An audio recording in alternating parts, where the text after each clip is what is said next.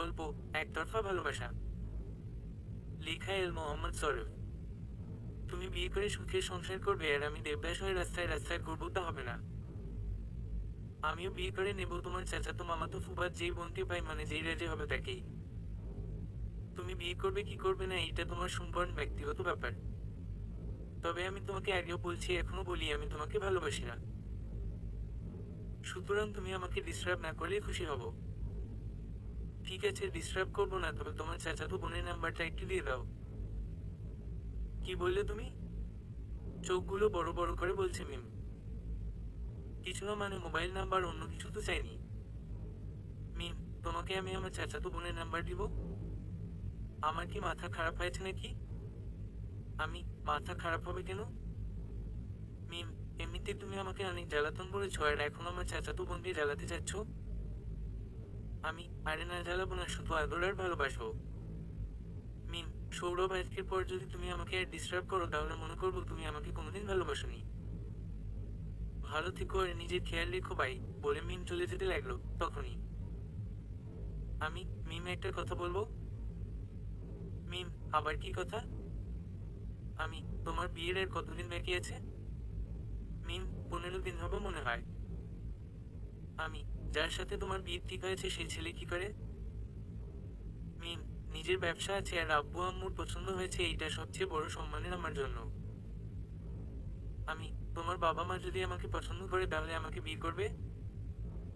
মিম, তা কি করে পছন্দ করবে, তার আগেই তো রাসেলকে পছন্দ করে নিয়েছে। আমি, যদি পছন্দ করে তাহলে তুমি বিয়ে করবে তো? মিম, বুঝতে পারছি তুমি কি বলতে চাচ্ছ, তবে তুমি আর আমার পিছু পিছু না আসলে আমি অনেক খুশি হব। আমি, আরে অচেনা একটা শহর, অচেনা জায়গায় আমি কোথায় যাব?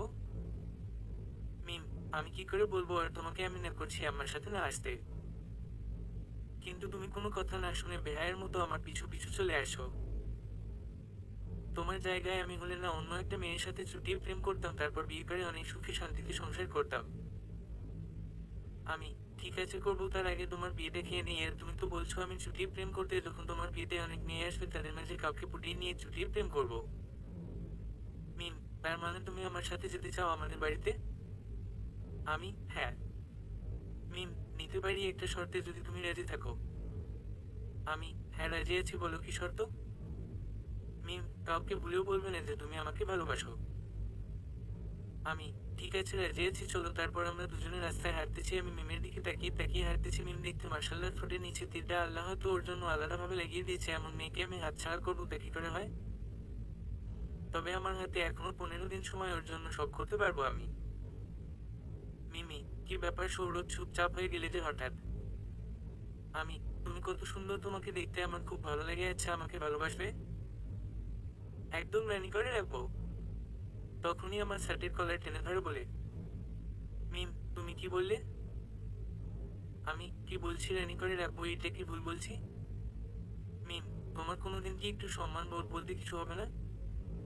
তোমাকে আমি কত অপমান করি তা তুমি আমার পিছু পড়ে থাকো। আমি যদি তোমার জায়গায় হতাম তাহলে কবে লাথি মেরে ফেলে চলে যেতাম। আমি, আমিও তোমাকে ফেলে চলে যাবো, তবে তোমার বিয়ের পর। এখন কলারটা ছাড়ো, সবাই তাকিয়ে আছে, রাস্তার সব লোকজন। সবাই মনে করবে তুমি আমি ঝগড়া করতেছি। তখনই একজন মহিলা এসে বলে। মহিলা, বাবা তোমরা নতুন বিয়ে করেছো তাই না? এমন একটু আটুরাট ঝগড়া করবেই নতুন নতুন? আমি, হ্যাঁ আন্টি, মাত্র 4 দিন হয়েছে আমাদের বিয়ের বয়স। তখনই মিম আমার মুখ চেপে ধরে বলছে। মিম, না না তেমন কিছু না, আমরা তো একটু কাছে এসে কথা বলছি। মহিলা, বাকি সুন্দর তুমি, তোমার সাথে একদম সুন্দর মানিয়েছে, তোমার বউটাকে যেমন রাজপুত্র তেমন রাজকন্যা। তা বাবা তোমরা যাবে কোথায়? আমি, নূর আঙ্কেলের বাড়ি। মহিলা, ওই বাড়িতে তো আমিও যাবো, ঠিক আছে চলো আমিও তোমাদের সাথে যাব। তখনই মিম আমার দিকে চোখ বড় বড় করে তাকিয়েছে, আমি ভয়ে একদম চুপসে গেছি। মিম, থাক আপনি চলে যান, আমরা একটু কাজ ছেড়ে যাব। মহিলা, কি কাজ করবে, আমিও তোমাদের সাথে যাব। মিম, আপনার যেতে হবে না, আপনি আপনার কাজে যান। আমি, আন্টি আপনি যান, আমরা পরে আসতেছি। তারপর একটু কানের কাছে গিয়ে বলছি, আসলে ও যদি রাগ করে না তাহলে যেটা মন চাই এইটা করে বসে। এমনকি আপনাকে কাদায় ফেলে দিতে পারে তখনই। মহিলা, থাক তাহলে আমি গেলাম, তোমরা আসো। মিম, হ্যাঁ যান গিয়ে উদ্ধার করেন। তখনই এই তুমি মহিলাকে কানের কাছে গিয়ে কি বলছো? আমি কিছু না তো। মিম, মিথ্যা কথা বলবে না বলে দিলাম, কি বলছো তাড়াতাড়ি বলো। আমি বলছি তুমি রেগে গেলে ওনাকে কাদায় ফেলে দিবে। আর তখনই মিম হি হি হাসতে হাসতে আমাকে জড়িয়ে ধরছে। আমি তো পুরোই অবাক, মিম আমাকে জড়িয়ে ধরছে কেন? মিম তো সবসময় বলে আমাকে ভালোবাসে না, তাহলে আমাকে জড়িয়ে ধরলো কেন? অনেকগুলো প্রশ্ন নিজেকে করে বসলাম, তবে আমার ভালোই লাগছে মিম যে আমাকে জড়িয়ে ধরছে। যখন আমিও জড়িয়ে ধরতে যাবো ঠিক তখনই আমাকে ছেড়ে দিয়ে মুখটা লজ্জা লাল করে ফেলছে, কোনো কথা না বলে সোজা হাঁটা দিয়েছে, আমি পিছু হাঁটতেছি। তখনই আমি মিমকে বলি, আচ্ছা মিম তোমার কি কোন বোন নেই? ইয়ে মানে আমার শালি বা জেঠাস। মিম, কি বললে তুমি তোমার শালি বা জেঠাস? আমি, আরে এত রাগ করছো কেন? মিম, তোমার কি লজ্জা বলতে কিছু নেই সৌরভ? আমি, আচ্ছা তো তবে সেইগুলো রেখে রাখছি, তোমাকে দেখাতে পারবো না। মিম, তুমি কবে বড় হবে সৌরভ? আমি, আমি ছোট ছিলাম কবে? মিম, তোমার সাথে কথা বলাটা আমার সবচেয়ে বড় ভুলটা হয়েছে কেন জানি তোমার সাথে আমার দেখাটা হয়েছে। আমি, আল্লাহ চাই তোমার সাথে আমার বিয়ে হোক। মিম, আবারও মনে করিয়ে দেই আমার বিয়ের বাকি মাত্র 15 দিন। তাহলে তোমার সাথে আমার বিয়ে হবে কিভাবে? আমি, হবে হবে আল্লাহ চাইলে আটকাবে কে? মিম, তোমাকে একটা কথা বলতে ভুলে গেছিলাম, আসলে রাসেলকে আমি আগে থেকে ভালোবাসি। আর রাসেল আমার জন্য একদম পারফেক্ট। আমি, ঠিক আছে এখন তোমার বিয়েটা শান্তিতে খেতে দিবে নাকি এখানে বাধা দিবে? মিম, সৌরভ এসে গেছি আমাদের বাড়িতে, ওই দেখো নূর ভবন মানে আমাদের বাড়ি। আমি, বাবা তোমরা তো অনেক বড় লোক, আগে বলনি কেন? তাহলে আমার 4-5টা বন্ধু নিয়ে আসতাম। মিম, তোমাকে সামলাতে আমার কষ্ট হচ্ছে, আবার আরো কতগুলো নিয়ে আসতে। আচ্ছা সৌরভ, আমাকে একটা কথা দিবে? আমি, শুধু চলে যেতে পারবো না, এছাড়া তুমি যা বলবে তাই শুনবো, কিন্তু তুমি তো একবার একটা শর্ত দিয়েছো, এখন আবার কি কথা রাখতে বলবে? মিম, আমি যা যা বলবো তুমি শুধু হ্যাঁ না বলে যদি তোমাকে আব্বু কিছু জিজ্ঞাসা করলে কথাটা মনে থাকবে? আমি, ঠিক আছে তবে মিথ্যা কথা বলতে পারবো না, যেটা সত্যি ওইটাই বলবো। আর তখনই মিম আমার গলা টিপে ধরতে চাইছিল, এমন সময় আমি বলি, এর মিম তোমার বাড়ির দিকে তাকিয়ে দেখো কারা আসছে তোমাকে নিতে। মিম, কোথায় কারা আসছে? বলে তাকিয়ে হা হয়ে গেল। না হলেও 100 জনের বেশি আসছে। মিমকে এগিয়ে নিয়ে যেতে মনে হচ্ছে ওরা জয়েন্ট পরিবার, সবাই মিমকে নানান ধরনের প্রশ্ন করছে, এত দেরি করলো কেন ইত্যাদি, এইসব কিছু মনে হচ্ছে কোনো মিছিল যাচ্ছে। যখনই বাড়ির দরজার সামনে এসেছে ঠিক তখনই একজন বলে, দাঁড়াও মিম, তুমি এত দেরি করে আসলে কেন? মিম, আব্বু পরীক্ষা শেষ হতে দেরি হয়েছে তাই একটু দেরি হয়ে গেছে। কথাগুলো একদম ভয় ভয় বলছে মিম। মনে হচ্ছে এখনই মিমের ফাঁসি হয়ে যাবে। আর সবাই চুপ করে দাঁড়িয়ে আছে, মনে হচ্ছে এলাকার পাখিগুলো এই লোকটাকে ভয় পায়। তার মানে এইটা হলো মিমের বাবা, মিমকে পড়ে পটাবো, আগে শ্বশুর পটাতে হবে। আঙ্কেল, ঠিক আছে তুমি এখন ভিতরে যাও। তারপর সবাই মিমকে নিয়ে ভিতরে যাচ্ছে, তখনই বলি, আমি, মিম আমি কোথায় যাব? তখনই সবাই আমার দিকে দেখাচ্ছে, তখনই, আঙ্কেল, মিম এই ছেলেটাকে? মিম, আমার পরিচিত, আসলে আমার বিয়ের কথা শুনে আমার সাথে এসেছে, ওর নাম আল মোহাম্মদ সৌরভ। সৌরভ ঢাকা থেকে গ্রামের বিয়ে দেখেনি কোন সময়, তাই আমার সাথে বিয়ে দেখতে এসেছে। আঙ্কেল, শুধু দেখতে এসেছে? আমি, হ্যাঁ তবে খেতেও এসেছি। তখনই সবাই হাসি হা হা হা, হি হি হি। আঙ্কেল, কে আছিস ওকে গেস্ট রুমে নিয়ে যা। আমি, না থাক আঙ্কেল, আমি থাকবো না, চলে যায়। যদি 15 দিন থাকি তাহলে খালি হাতে যেতে পারবো না। আঙ্কেল, খালি হাতে যেতে পারবে না কেন? আমি, আম্মু বলছে যেখানেই যাবি যদি 10 দিনের বেশি কোথাও থাকিস তাহলে আমার জন্য কিছু নিয়ে আসবি, যেটা আমি দেখলে তোর উপর রাগ করতে পারবো না। যদি আমাকে কিছু নিয়ে যেতে দেন তাহলে আমি এই 15 দিন এখানে থাকবো। আঙ্কেল, ঠিক আছে তোমার যেটা ভালো লাগে সেটা নিয়ে যেও। আমি, ঠিক আছে সময় হলে আপনার কাছে চাইবো। তখনই দেখি মিম আমার দিকে চোখগুলো বড় বড় করে চেয়ে আছে। তখনই একটা মেয়ে এসে আমাকে বলে, হাই আমি রিতা, চলেন আপনাকে গেস্ট রুমে নিয়ে যায়।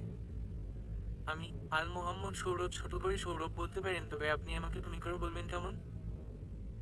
রিতা, ঠিক আছে চলো রুমে যাওয়া যাক। আমি, হ্যাঁ চলো। তারপর আমাকে একটা রুমে নিয়ে এসেছে, রুমটা অনেক বড়, দেখতে অনেক সুন্দর। আচ্ছা রিতা তুমি থাকো কোথায়? রিতা, এর পাশের রুমটা মিমাপুর আর এর পরেরটা আমার। আমা, মিম তোমার আপন বোন হয়? রিতা, না মিমাপুর কোন ভাই বোন নেই, মিমাপু একা। তবে আমি মিমাপুর আপন চাচাতো বোন। আমি, উত্তরই তোমাকে তো খুঁজতেছি। আচ্ছা তোমার নাম্বারটা দাও তো। রিতা, মানে? আমি, তোমার মোবাইল নাম্বারটা দাও। রিতা, কিন্তু কেন? আমি, আমার যদি কোনো কিছুর প্রয়োজন হয় তাহলে তোমাকে ফোন করে চেয়ে নেব। আসলে এখানে মিম ছাড়া আমি কাউকে চিনি না, আর মিম হচ্ছে এখন বিয়ের ক্ষণে ওকে কি যখন তখন ফোন করে ডিস্টার্ব করাটা ঠিক হবে? আর তাছাড়া সবাই কি ভাববে বলো দেখি, আরো কিছু পামটাম দিয়ে নাম্বারটা চাইলাম। রিতা, ঠিক আছে তাহলে মোবাইলে উঠিয়ে রেখেন 01857555। তখনই মিম এসে বলে, মিম, রিতা তুই কাকে নাম্বার দিতেছিস? রিতা, সৌরভকে। মিম, ওর তোর নাম্বার কেন নিতেছে জানিস? রিতা, হ্যাঁ ওর কিছু দরকার হলে আমার কাছ থেকে চেয়ে নিবে। মিম, দূর বোকা, ওর কোন কিছু প্রয়োজন হলে ও নিজেই গিয়ে নিয়ে নিবে। তোর নাম্বার নিতেছে তোকে পটিয়ে তোর সাথে প্রেম করবে বলে। রিতা, তাহলে তো নাম্বার দেওয়ার কোনো প্রশ্ন আসে না, তবে আপু ছেলেটা কিন্তু দেখতে অনেক সুন্দর, এমন ছেলেকে হাতছাড়া করাটা কি ঠিক হবে? মিম, কি বললি তুই? চল এখনই আমি চাচিমাকে সব বলে দিব বলে মিম রিতার হাত ধরে টেনে নিয়ে চলে যেতেছে। তখনই মিম আর রিতা দুজনে পেছনে তাকিয়েছে দুইভাবে, আর আমি সাথে সাথে এক চোখ টিপ মারছি, আর তখনই মিম আর রিতা দুজনে হাসি দিয়ে চলে গেল। রিতা আর মিম হাসি দুজনে দিল কেন? ডাল মে কুত্রালা হে। তখনই দেখি একজন মাঝবয়সী মহিলা আমার দিকে তাকিয়ে মুচকি হাসি দিয়ে চোখ টিপ মারছে। আরে উনি আমাকে চোখ টিপ দেয় কেন? চেয়ে দেখি মহিলাটা আমার রুমের দিকে আসতেছে। কামসাইসে তাড়াতাড়ি করে গিয়ে দরজাটা লাগিয়ে নিজেকে একটা ঝাটকা দিয়ে ফ্রেশ হতে চলে গেলাম। কিছুক্ষণ পর ফ্রেশ হয়ে এসে খাটের উপর শুয়ে পড়েছি, আর কখন ঘুমিয়ে গেছি ঠিক মনে নেই। ঘুম ভাঙছে কারো দরজায় নক করার শব্দে গিয়ে দরজাটা খুলে দেখি রিতা। রিতা, ভাইয়া আপনাকে জেঠিমা ডাকতেছে। আমি, জেঠিমাকে আর কেন? রিতা, খাবার খেতে না মিমাপুর আম্মুকে আমরা জেঠিমা বলে ডাকি। আমি, তাই বলো। আচ্ছা রিতা, তুমি কাউকে ল্যাপটপ করো না? রিতা, মানে? আমি, মানে কোনো ছেলেকে ভালোবাসো না? রিতা, না, তবে একটা ছেলে আমাকে অনেক ভালোবাসে, তবে আমি ভালোবাসি না। আমি, কেন তোমার কি ছেলেটা পছন্দ হয় না? রিতা, ঠিক তা না। আমাদের পরিবার থেকে মেয়েদের যেখানে বিয়ে দিবে সেখানে বিয়ে করতে হবে, আর জেঠু তো এই প্রেম টেম একদম সহ্য করতে পারে না। আমি, বুঝতে পারছি। ঠিক আছে চলো এখন দেখে আসি আমার শাশুমা কেমন মানুষ। রিতা, তোমার শাশুমাকে? আমি, না, মিমের আম্মুর কথা বলা যাবে না, মনে মনে ভাবতেছি কি বলবো। তখনই মিমাম আবার জিজ্ঞেস করছে, রিতা, কি হলো সৌরভ, বলো তোমার শাশুড়ি মাকে? আমি, তোমার আম্মু হবে আমার শাশুড়ি যদি তুমি আমাকে বিয়ে করো। রিতা, তবে তোমাকে আমি মেরে ফেলবো। আমি, থাক তাহলে তুমি বিধবা হয়ে যাবে, তাড়াতাড়ি চলো। তারপর খাবার টেবিলের সামনে গিয়ে তো পুরোই অবাক হয়ে গেলাম। আরে এত বড় হলো রুমের মতো টেবিলে মাত্র একজন লোক বসে খাচ্ছে, আর একজন পরিবেশন করছে, বাকিরা সবাই বাইরে দাঁড়িয়ে আছে। তখনই আমি রিতাকে জিজ্ঞেস করেছি ব্যাপারটা কি। রিতা, আসলে জেঠু খেতে বসলে আর জেঠুমা খাবার পরিবেশন করে তখন কেউ খাবার টেবিলের সামনে যায় না, আর যখন খাবার শেষ হয় তখন উনি ডাক দেন সবাইকে, তখন সবাই একসাথে হাজির হতে হয়। যদি কেউ সময় মতো উপস্থিত না থাকে তাহলে ওই দিনের খাবার খেতে দেয় না। তবে জেঠু অনেক ভালো মানুষ, আমাদের সবাইকে অনেক ভালোবাসে। আমি, বুঝতে পারছি, এখানে কর্তাগিরি করতেছে, পারছি কর্তাগিরি বলে তখনই টেবিলের সামনে চলে গিয়ে সোজা চেয়ারে বসে বলতেছি, মামুনি আমার খুব খিদে লাগছে, আমাকে কাছু খেতে দেন, সেই সকালে কিছু খেয়েছি আর এখন রাত হয়ে গেছে কিছু খাইনি। তখনই, আঙ্কেল, তোমার এত বড় সাহস, আমি খেতেছি দেখেও তুমি খেতে এসেছো? তোমাকে কি এই বাড়ির নির্মাণ কানুন কেউ কিছু বলেনি? তখনই মিমকে ডাকতে লাগলো, আর ডাকে হাজির। মিম, জি আব্বু বলেন। আঙ্কেল, তুই ওকে এই বাড়িতে নিয়ে আসার সময় এই বাড়ির নিয়ম টিয়ম বলিসনি? মিম একদম ভয়ে চুপসে গেছে, মনে হচ্ছে কেঁদে দিবে। আমি, আঙ্কেল, মিম আমাকে সবকিছু বলছে, কিন্তু কি করবো বলেন, আমার তো অনেক খিদে পাইছে, আর খিদে লাগলে আমি একদম সহ্য করতে পারি না, আর তাছাড়া এখানে তো জায়গা খালি পড়ে আছে। আঙ্কেল, পড়ে আছে তো কি হয়েছে, আমি এই বাড়ির বড় কর্তা, এই বাড়িতে আমার পরে সবাই খাবে, এটাই এই বাড়ির নিয়ম। আমি, তার মানে আপনি একা থাকতে পছন্দ করেন, তাহলে জয়েন্ট পরিবার করে রাখছেন কেন? সবাইকে আলাদা করে দেন। আঙ্কেল, তোমার এত বড় সাহস আমার মুখে মুখে তর্ক করো, এখনই তুমি এই বাড়ি ছেড়ে চলে যাবে, বেয়াদব ছেলে কোথাকার। আমি, ঠিক আছে চলে যাব, তবে এখন অনেক খিদে লাগছে, এখনকার মতো খেয়ে যাই। বলে অল্প কয়টা ভাত মুখে দিয়ে চলে আসতেছি তখনই। আঙ্কেল, দাঁড়াও, তুমি না বলছো খেয়ে যাবে, তাহলে খেয়ে যাচ্ছ না কেন? বসো, তুমি আমার সাথে বসে খাবে। আমি, না থাক, একা একা খেতে আমার একদম ভালো লাগে না। আম্মু বলে একা একা খেলে খাবার খেয়ে নাকি তৃপ্তি আসে না, তাই আমি আব্বু আম্মু আব্বু সবাই একসাথে বসে খাবার খাই। আঙ্কেল, কিন্তু এখানে তুমি ওনাদের সবাইকে পাবে কোথায়? আমি, সবাই আছে তো। মিম, সৌরভ, তুমি ওনাদের নিয়ে এসেছো নাকি? আমি, আরে না মিম, তবে আমার সামনে তো দাঁড়িয়ে আছে সবাই। মিম, মানে? আমি, অপেক্ষা করো, দেখাচ্ছি বলে সবাইকে গিয়ে ডেকে নিয়ে এসেছি আর বলতেছি মামুনি আপনিও বসে পড়েন আর আপনারা সবাই বসে পড়েন।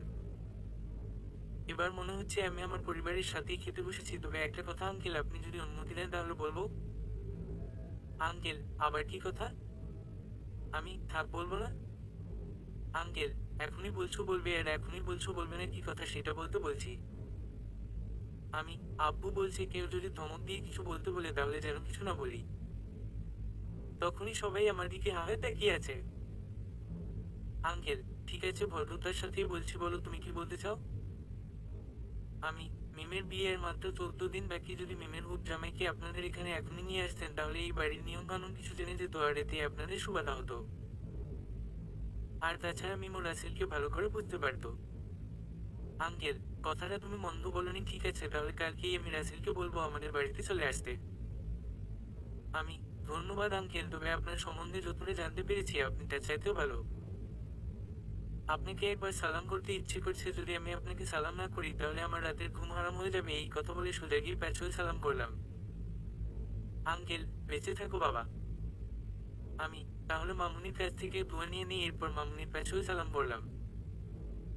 আরে মামুনি, পরিচয়টা হলো উনি মিমের মা। মামুনি, এতদিন কোথায় ছিলে তুমি? আমার দুইটা গালে হাত দিয়ে কথাটা বলে উনি চোখের পানি ছেড়ে দিয়েছে। আমি, কোথায় আবার আমাদের বাড়িতে, বলে ওনার চোখের পানিটা মুছে দিয়ে বলি আঙ্কেল, আমি তো এই পরিবারের রীতা মিম, আপনি আর মামুনিকে ছাড়া কাউকে চিনি না। যদি সবার সাথে পরিচয় করিয়ে দিতে বলতেন মিমকে তাহলে ভালো হতো। আঙ্কেল, মিম তুমি সৌরভকে সবার সাথে পরিচয় করিয়ে দিবে। মিম, ঠিক আছে আব্বু। আমি, থাক, আমি এখনই সবার সাথে পরিচয় হয়নি বলে এক এক করে সবার সাথে পরিচয় হয়ে নিলাম। তারপর খাবার শেষ করে আমি আমার রুমে চলে আসতেছি তখনই মিম আমাকে ডাকতেছে। মিম, সৌরভ, তুমি রাসেলকে এখানে আসতে বলছো কেন? আমি, যার জন্য করলাম চুরি সে বলে চোর। মিম, আমি জানি তুমি নিজের ল্যাব ছাড়া একটা পা বাড়াও না, আর তুমি আমার জন্য রাসেলকে আসতে বলছো? আমি, হ্যাঁ, তোমার জন্য রাসেলকে আসতে বলছি। তখনই মিম আমার কাছে এসে আমার শার্টের কালার টেনে ধরে বলতেছে। মিম, সত্যি করে বলো, আবার নতুন কি প্ল্যান বের করেছো? আমি, আন্টি একটু শুনবেন। তখনই মিম আমাকে ছেড়ে দিয়ে পেছনে তাকিয়ে দেখি কেউ নেই। আর তখনই আমাকে আবার ধরতে চাইছিল, আমি সাথে সাথে দৌড়ে রুমে এসে দরজাটা আটকিয়ে দেয়। যাক বাবা, এবারের মতো বাঁচা গেল বলে খাটের উপর শুয়ে পড়লাম। তখনই দেখি মোবাইলটা বেজে উঠছে, হাতে নিয়ে দেখি মিম ফোন করছে, রিসিভ করিনি। আবার দিয়েছে, এবারও রিসিভ করিনি। যখন আবার দিয়েছে তখন রিসিভ করেছি। মিম, এই তুমি ফোন কেটে দিতেছো কেন? আগে তো আমার ফোন পাওয়ার জন্য মোবাইল হাতে নিয়ে বসে থাকতে। আমি, কিসের জন্য ফোন করেছো সেইটা বলো, এখন আমার জানু ফোন করবে। মিম, তোমার জানু মানে? আমি, আচ্ছা মিম, আমার জানু ফোন করছে বলে কেটে দিয়েছি, আসলে কেউ ফোন করেনি, মিমকে রাগানোর জন্য এটা করেছি। আর সাথে সাথে রবি অফিসে ফোন করেছি। 1 মিনিট পর ফোনটা একটা মেয়ে কাস্টমার রিসিভ করছে, নাম বলছে ঝিলমিল তাবাসসুম।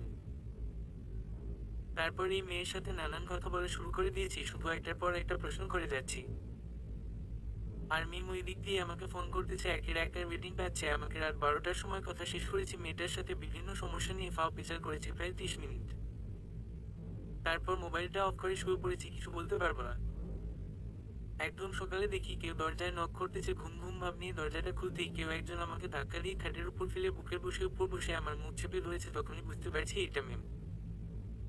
মিম, রাতে তোকে আমি কতবার ফোন করেছি আর তুই কার সাথে এত কথা বলছিলি? আমি, ওম। তখনই হাতটা সরিয়ে নিয়েছে। যার সাথেই কথা বলি না কেন তাতে তোমার কি? মিম, আমার কোন সমস্যা নেই, সমস্যা হচ্ছে তুই বেশি পণ্ডিতগিরি করিস সেইটার। তুমি আমাকে তুই করে বলতেছো কেন? মিম, কি বলে ডাকবো? আমি, ওগো শুনছো, একটু এইদিকে আসবে, এভাবে ডাকবে। মিম, তোমাকে দেখাচ্ছি, ওগো শুনছো বলে আমার গলা টিপে ধরছে।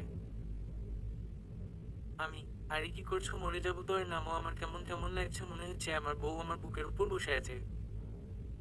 তখনই মিম আমার বুকের উপর থেকে নেমে চলে যেতেছিল, আর আমি গিয়ে মিমের হাতটা ধরেছি। মিম, কি করছো, হাত ধরছো কেন, ছাড়ো বলছি। আমি, যদি না ছাড়ি তাহলে কি করবে? তখনই যে দেখি মিমের আব্বু দরজার সামনে দাঁড়িয়ে আছে, উনি দেখছে আমি মিমের হাতটা ধরে রাখছি। মিমের আব্বুর সামনে আমি মিমের হাত ধরে রাখছি, এখনো হাতটা আমি ছাড়িনি। আমি দেখতেছি মিম ভয়ে একদম চুপসে গেছে। আর মিমের আব্বু আমাদের দুইজনকে এমন অবস্থা দেখে চোখগুলোকে একদম লাল করে ফেলছে। মনে হচ্ছে হাতে যদি এখন একটা বন্দুক থাকতো তাহলে প্রথমে আমাকে গুলি করে হত্যা করতো। তখনই মিমকে ওর আব্বু বলে, আঙ্কেল, মিম তুই এখানে সৌরভের ঘরে এত সকালে কি করছিস? মিম ভয়ে ওর চোখগুলো বন্ধ করে রাখছে। মিম, কি মানে? তখনই আমি মিমকে থামিয়ে বলি, আমি, নাও মিম, এখন তোমার হাতটা ছেড়ে দিয়েছি, এখন তুমি আঙ্কেলকে বল। মিম আমার দিকে তাকিয়ে বলে, মিম, কি বলবো? আমি, যেইটা তুমি বলার জন্য যেতেছিলে এইটা বলো। মিম, কি বলতে যাচ্ছিলাম? আঙ্কেল, মিম, আমি কিছু একটা জিজ্ঞাসা করেছি তোমাকে, তুমি সেটার উত্তর দাও আগে। আমি, আঙ্কেল, আমি আপনার উত্তরটা দিতেছি, আসলে আমি সকালে এই বাড়ি ছেড়ে চলে যেতেছিলাম, তখনই মিম লিখে ফেলে আর আমাকে যেতে দেয়নি। কিন্তু আমি কোনো কথা না শুনে যেতেছিলাম, তখনই মিম বলছে, আমি এখনই আব্বুকে গিয়ে বলছি তুমি রাগ করে চলে যেতেছো। আর তখনই আমি মিমের হাতটা ধরে রাখি যেন আপনার কাছে না যায়। আর ঠিক তখনই আপনি এসেছেন এই দরজার সামনে। মিম এইটাই আপনাকে বোঝাতে চাইছে, কিন্তু ভয় সব ভুলিয়ে ফেলতেছে। আঙ্কেল, মিম সৌরভ যা বলছে তা সব ঠিক বলছে? মিম আমার দিকে তাকিয়ে তারপর বলছে, হ্যাঁ আব্বু, সবকিছু ঠিক বলছে। আঙ্কেল, আচ্ছা ঠিক আছে, তুমি যদি চলে যেতেছিলে তাহলে তোমার ব্যাগটা কোথায়? আমি, এই রে হুক, শ্বশুরের বুদ্ধি আছে তো, এখন ব্যাগটা কোথায় রাখছি? তখনই যে দেখি ব্যাগটা কাঠের এক পাশে রাখা আছে, আমি হাতে নিয়ে বলি, এই তো ব্যাগটা মিম এখানে রেখে দিয়েছে। আঙ্কেল, হ্যাঁ দেখছি, তবে তুমি চলে যেতেছিলে কেন? তোমার তো এখানে মিমের বিয়ের পর যাবার কথা। আমি, হ্যাঁ কথা ঠিক এইটাই ছিল, কিন্তু গতকাল রাতে আপনি তো আমাকে বলছেন আমি যেন এই বাড়ি ছেড়ে চলে যাই। তাই সকালে কাউকে না বলে চলে যেতেছিলাম। আঙ্কেল, ওইটা তো আমি তোমাকে রাগের মাথায় বলছি, ঠিক আছে তাহলে তুমি মিমের বিয়ের পর যাবে। আমি, না আঙ্কেল, আমি চলে যাব, এখানে থাকবো না, যদি আবার কোনো ভুল করি তাহলে আপনি আমাকে বাড়ি থেকে চলে যেতে বলবেন।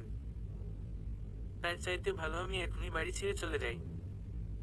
আঙ্কেল, ঠিক আছে, আর বলবো না, তুমি এই বাড়ির মেহমান, আমি চাই তুমি এই বিয়েটার পর যাও। আমি, ঠিক আছে বলে আঙ্কেলের কাছে গিয়ে অনেকে একটা চুমা দিয়ে দিলাম, আমার কান্ড দেখে মিম অবাক হয়ে গেছে। আঙ্কেল, এইটা কি করলে, চুমা দিলে কেন? আমি, প্লিজ আঙ্কেল, রাগ করবেন না, আমি বেশি খুশি হলে এইভাবে যাকে কাছে পায়ে থেকে চুমা দেয়। আঙ্কেল, ঠিক আছে, তবে এইটা আবার কোনো মেয়ের বা মহিলা মুখ ফেলতে যায় না, এর ফল কিন্তু ভালো হবে না পরে। আমি, ঠিক আছে, কথাটা মনে থাকবে। আঙ্কেল, মিম তুমি গিয়ে ফ্রেশ হয়ে নাও, রাসেল আসতেছে, দুপুরের মধ্যে চলে আসবে। তাহলে সৌরভ, তুমি বিয়ের পর যাচ্ছ এই বাড়ি থেকে। তবে ভালো করে এই বাড়ির নিয়মটা মেনে চলো, তাহলে আখেরে তোমার জন্য ভালো হবে, নয়তো মিমের বিয়ে পর্যন্ত বার চাইবো না, এই বাড়ি থেকে নগদ বের করে দিব। কথাটা ভালো করে বুঝে নিও। আমি, ঠিক আছে, তখন উনি চলে গেল। মিম, ধন্যবাদ আজ আমাকে আব্বুর বকা শোনা থেকে বাঁচানোর জন্য। আমি, শুধু ধন্যবাদ, আমি তো ভাবছি তুমি আমাকে জড়িয়ে ধরে আদর করবে আর বলবে আমি তোমাকে ভালোবাসি। মিম, আমার বয়ে গেছে তোমাকে ভালোবাসতে। রাসেল কত সুন্দর আর কি হ্যান্ডসাম দেখতে, কথা কত কম বলে। আর তুমি সারাক্ষণ বক বক করতে থাকো ছাগলের 3 নাম্বার বাচ্চার মতো। আমি, কি আমি বক বক করি আর ছাগলের 3 নাম্বার বাচ্চা? দেখাচ্ছি তোমাকে বলে মিমের হাত ধরে একটানে আমার বুকের মাঝে নিয়ে এসেছি। মিম, তুমি আমাকে বুকের মাঝে জড়িয়ে ধরেছো, তোমার এত বড় সাহস হলো কি করে? বলে এক ঝটকায় নিজেকে ছাড়িয়ে নিয়ে আমাকে তাসাস করে গালে এক থাপ্পড় বসিয়ে দিল। আমি, মিম, তুমি আমাকে থাপ্পড়টা দিতে পারলে? মিম, এই তোর এত বড় সাহস হলো কি করে আমাকে জড়িয়ে ধরার? তোর মতো ছেলেকে আমি আমার সাথে নিয়ে এসেছি, এইটাই বেশি করেছি। আর তোর কি আছে যে তোকে আমি ভালোবাসবো? তোর মতো ফালতু একটা ছেলেকে ভালোবেসে আমার কি লাভ হবে শুনি? আর যদি তুই কোনোদিন আমাকে স্পর্শ করিস তাহলে তোর অবস্থা একেবারে খারাপ করে ছাড়বো বলে দিলাম। আমি, ঠিক আছে তোমাকে আমি আজ এক পর আর স্পর্শ করবো না। আর তুমি ঠিকই বলছো, আমার মতো ছেলেকে কেন ভালোবাসবে? কি আছে আমার, আমি তো ফালতু তাই না? মিম, যাক তাহলে তুই বুঝতে পারছিস। আর শোন, এখানে যতদিন থাকবি ততদিন আমার ব্যাপারে কোনো কথা বলবি না। আমার জন্য তোকে এত চিন্তা করতে হবে না। আমার জন্য চিন্তা করার জন্য অনেকে আছে। আমি, ঠিক আছে তাহলে এখন তুমি যাও। মিম, হ্যাঁ যাচ্ছি, তবে আমার একটা ভুল হয়েছে। তোকে এই থাপ্পড়টা যদি প্রথম দিনই দিয়ে দিতাম তাহলে আজকে এত ঝামেলে পড়তে হতো না আমার। আমি, ঠিক আছে কথা দিতেছি আজকের পর তুমি আমার জন্য কোনো ঝামেলায় পড়বে না। তখন মিম চলে গেছে, এরপর আমি ফ্রেশ হতে চলে গেছি।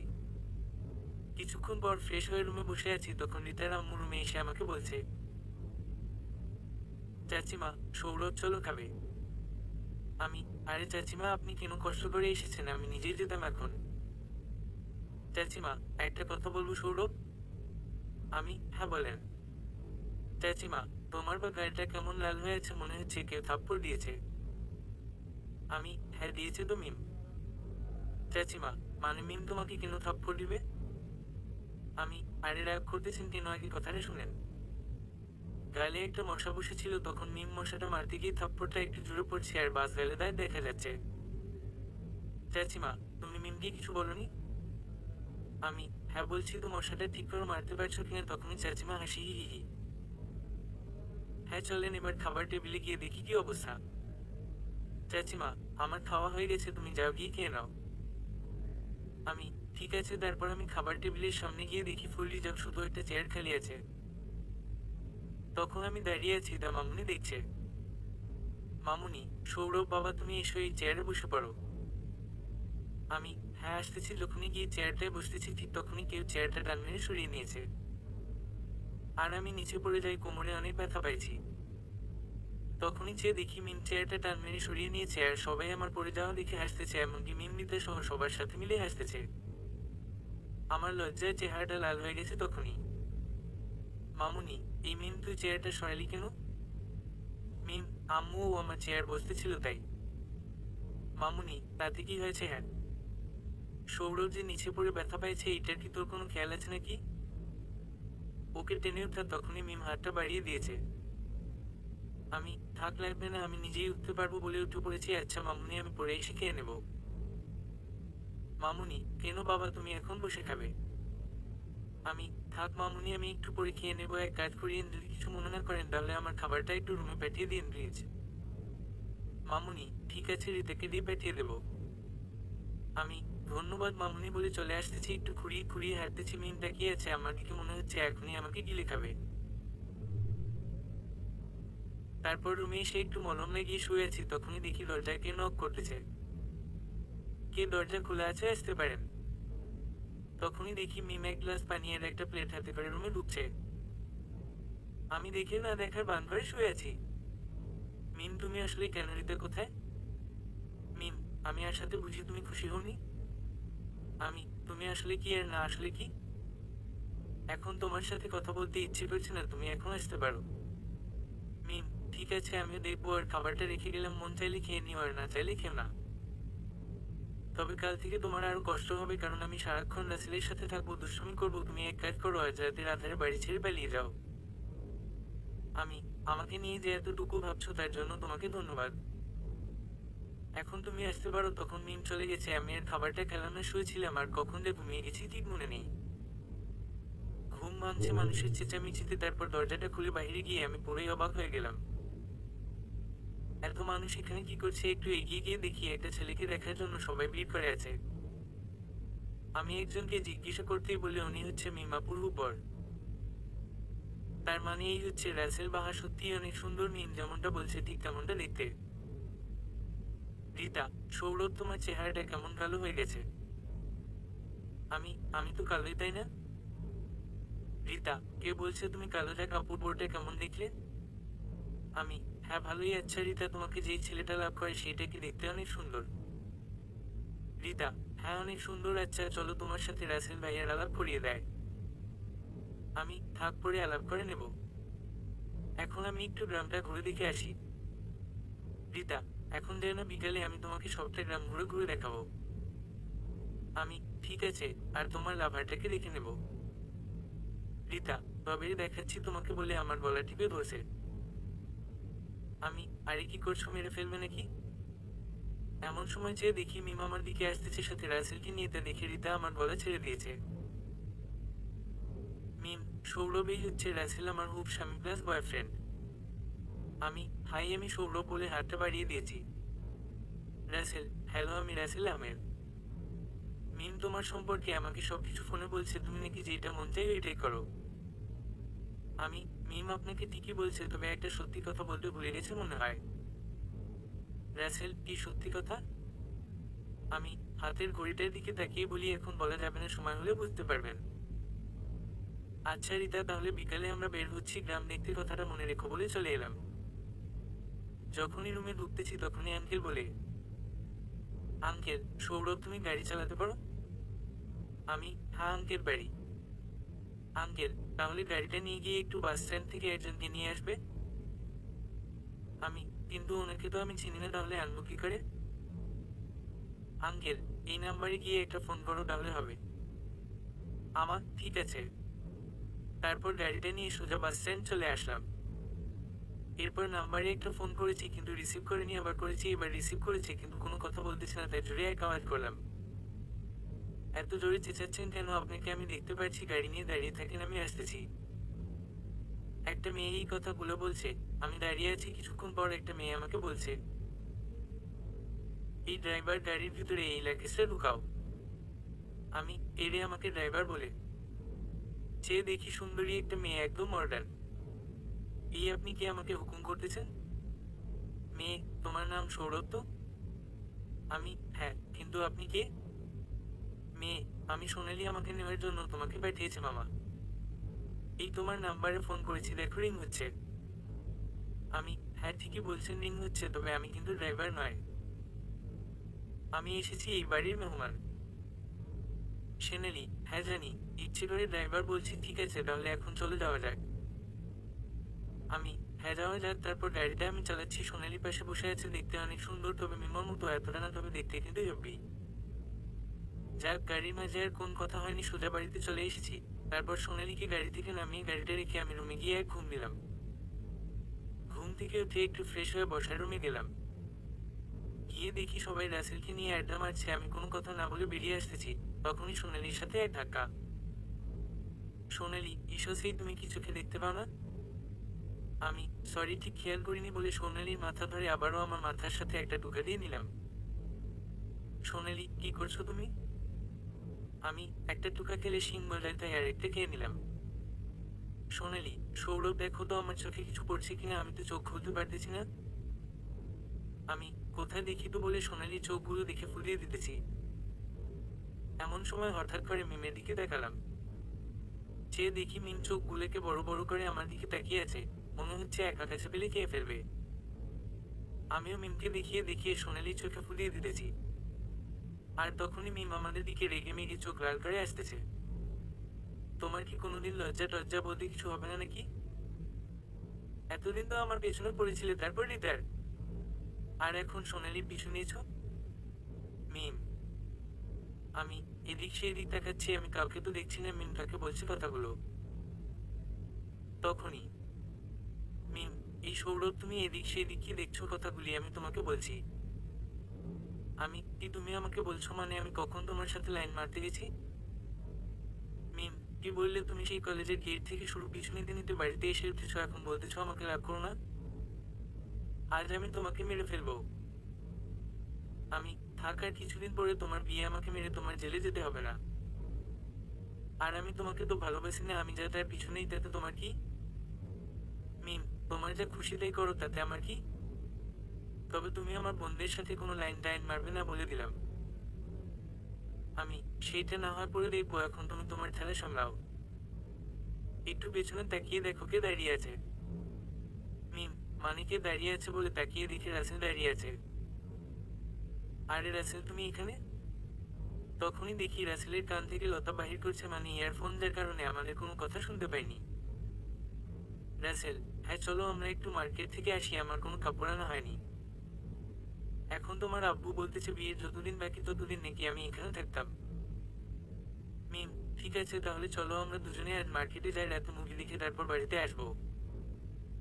আমি, ঠিক আছে তোমরা কথা বলো, আমি গেলাম। তখনই সোনালি, মিম আমিও যাবো তোদের সাথে মার্কেটে, আমার কিছু কেনাকাটা করতে হবে। তবে তুই তো রাসেলের সাথে থাকবি, আমি একা একা মার্কেটিং করতে পারি না। তবে একটা আইডিয়া, এই সৌরভ তুমি চলো না আমার সাথে। আর তুমি তো খুব সুন্দর গাড়ি চালাতে পারো, আমাদের ড্রাইভও করে নিয়ে যাবে। আমি, না আমি যেতে পারবো না, আমি এখন রিতার সাথে গ্রাম দেখতে বের হব। সোনালি, প্লিজ সৌরভ চলো, আমি তোমাকে আমার পছন্দের একটা জিনিস গিফট করব। আমি, ঠিক আছে তুমি যেহেতু এত রিকোয়েস্ট করতেছো আমি কি না করতে পারি। তোমরা গাড়িটার কাছে যাও, আমি রিতাকে বলে আসি। সোনালি, ঠিক আছে তাড়াতাড়ি আসবে কিন্তু। আমি, আচ্ছা ঠিক আছে বলে রিতার কাছে গেলাম। গিয়ে দেখি রিতা কান্না করতেছে, আমি কাছে যাওয়াতে রিতার কান্না থামিয়ে দিয়েছে। রিতা, সরি সৌরভ, আমি এখন তোমার সাথে বের হতে পারবো না কারণ আমার মুড অফ। আমি, ঠিক আছে বের হতে হবে না, তবে মুড কেন অফ জানতে পারি কি? রিতা, না থাক, শুনে কি করবে শুনি। আমি, আমি তো তোমার বন্ধু তাই না, তাই বন্ধুর জন্য একটু চেষ্টা তো করবোই। এবার বললেন মহারানী আপনার মুড অফ কেন? রিতা, আসলে আমি রানাকে অনেক ভালোবাসি, কিন্তু আম্মু বলছে আমার বিয়ে দিয়ে দিবে আব্বুর একজন পরিচিত ছেলের সাথে। আমি, আচ্ছা এই কথা ঠিক আছে, আমি চাচিমার সাথে এই বিষয় নিয়ে কথা বলবো, তবে আমার একটা কাজ করে দিতে হবে। রিতা, হ্যাঁ করে দিব, এখন বলো কি কাজ। আমি, এখন না সময় হলে বলবো, আচ্ছা তুমি তাহলে একটু হাসো, হি হি হি। বাহা কত সুন্দর হাসি, মনে হচ্ছে তোমার মুখে ফুল ফুটেছে। আচ্ছা জানটু, আমি এখন তোমার মিমাপুর সাথে মার্কেটে যাব। যাই, এখন এই কথা বলে চলে আসলাম সোজা গাড়িটিতে, দেখি ওরা দাঁড়িয়ে আছে আমি কাছে যেতেই। মিম, তোমার কি কোনোদিন একটু সময় মতো কোনো কাজ করতে মন চায় না? আমি, না তা চাইবে কেন? ঠিক আছে এখন চলে যাওয়া যায়। সোনালি, আমি আর সৌরভ সামনে বসি, আর মিম তুই তোর হুব্বরের সাথে পেছনে বসো। আমি, একেবারে মনের কথাটা বলছো। তারপর আমি গাড়ি চালাচ্ছি, সোনালি আমার পাশে বসে আছে। আর পেছনে মিম রাসেল দুজনে বসে আছে। তখনই আমি গাড়িটা এম লাগিয়েছি, একটা রোমান্টিক গান বাজতে শুরু করে দিয়েছে। আমি গাড়ির লুকিং গ্লাসে তাকিয়ে দেখি মিম আমার দিকে তাকিয়ে আছে। আর সাথে সাথেই এক চোখ টিপ মারছি, তখনই মিম অবাক হয়ে গেছে। সোনালি, আচ্ছা সৌরভ, তুমি যে এখানে এতদিন ধরে আছো, তোমার আব্বু আম্মু কিছু বলে না? আমি, আব্বু তেমন কিছু বলবে না, তবে আম্মু বলবে যদি আম্মুর পছন্দের একটা কিছু না নিয়ে যাই। সোনালি, তোমার আম্মুর পছন্দ কি? আমি, এইটা এখন বলবো না, তবে সময় হলে জানতে পারবে। আমি গাড়ির ভিতরের গ্লাসটা ঘুরিয়ে নিয়েছি, কারণ বারবার মিম আমাকে দেখতেছিল তাই। আমি ইচ্ছে করে সোনালির সাথে দুষ্টুমি করতেছি আর গাড়ি চালাচ্ছি, কিছুক্ষণ পর একটা মার্কেটের সামনে এসে গাড়িটা থামালাম। সোনালি, মিম তোরা ভিতরে যা, আমি সৌরভের সাথে আসতেছি। মিম, চল আমরা সবাই একসাথে যাই। আমি, না থাক, তোমরা দুজন একটু আলাদা করে সময় কাটাও। তখনই মিম আমার দিকে রাগি চোখে তাকিয়েছে, আমি অন্যদিকে চোখ ঘুরিয়ে নিয়েছি। রাসেল, ঠিক আছে ওরা যেহেতু পড়ে আসতে চাইছে সেহেতু আমার ভিতরে যায়, চলো মিম। মিম, ঠিক আছে চলো। আমি, সোনালি তুমি একটু গাড়িটা থেকে নেমে দাঁড়াও, আমি গাড়িটা পার্কিং করে আসতেছি। তারপর গাড়িটা রেখে এসে দেখি সোনালিকে নিয়ে মার্কেটের ভিতরে ঢুকলাম। সোনালি, সৌরভ ভাই সবকিছু তুমি আমাকে পছন্দ করে দিবে। আমি, আমার পছন্দ একদম ভালো না, তোমার পছন্দ হবে না। সোনালি, যেমনই হোক আমি আজ তোমার পছন্দ করে কিনবো। আমি, ঠিক আছে চলো। তারপর সোনালির জন্য এক এক করে অনেক কিছু পছন্দ করে দিলাম। আমরা দুজনে কিনে কাটা প্রায় শেষ পর্যায়ে, আর ওইদিকে রাসেল এখনো শুরু করেনি। মিমকে দেখে মনে হচ্ছে রাসেল কি কাঁচা গিলি খাবে, তখনই আমি আর সোনালি দুজনে ওদের কাছে গেলাম। মিম, সোনালি তোদের কেনাকাটা শেষ? সোনালি, হ্যাঁ দেখো না, সৌরভের পছন্দ আছে বলতে হবে, কিছুক্ষণের মাঝে আমার সব জিনিসগুলো কিনে দিয়ে দিয়েছে। মিম, হ্যাঁ জানি। আচ্ছা সৌরভ, তুমি আমাকে বিয়ে দেখিয়ে দিবে? আমি, কি দিব, আমার কাছে কিছু নেই, তবে একটা জিনিস দিব যেটা তোমার সারা জীবন মনে থাকবে। রাসেল, এখানে তো আমার কোনো কিছু পছন্দ হচ্ছে না। আমি, তাহলে আমি পছন্দ করে দিব। মিম, দরকার নেই, আমি পছন্দ করে দিতেছি বলে মিম রাসেলকে কিছু কাপড় পছন্দ করে দিয়েছে। প্রায় 2 ঘন্টা নাগাদ মার্কেটিং করেছে, আমি একদম অসহ্য হয়ে গেছি। তারপর কেনাকাটা শেষ করে সোজা বাসায় চলে আসছি। রাসেল আগে নেমে চলে গেছে, মিম আর সোনালি পরে নামছে। আমি গাড়িটা রেখে বাসার ভিতরে ঢুকছি তখনই সোনালি, সৌরভ একটু দাঁড়াও।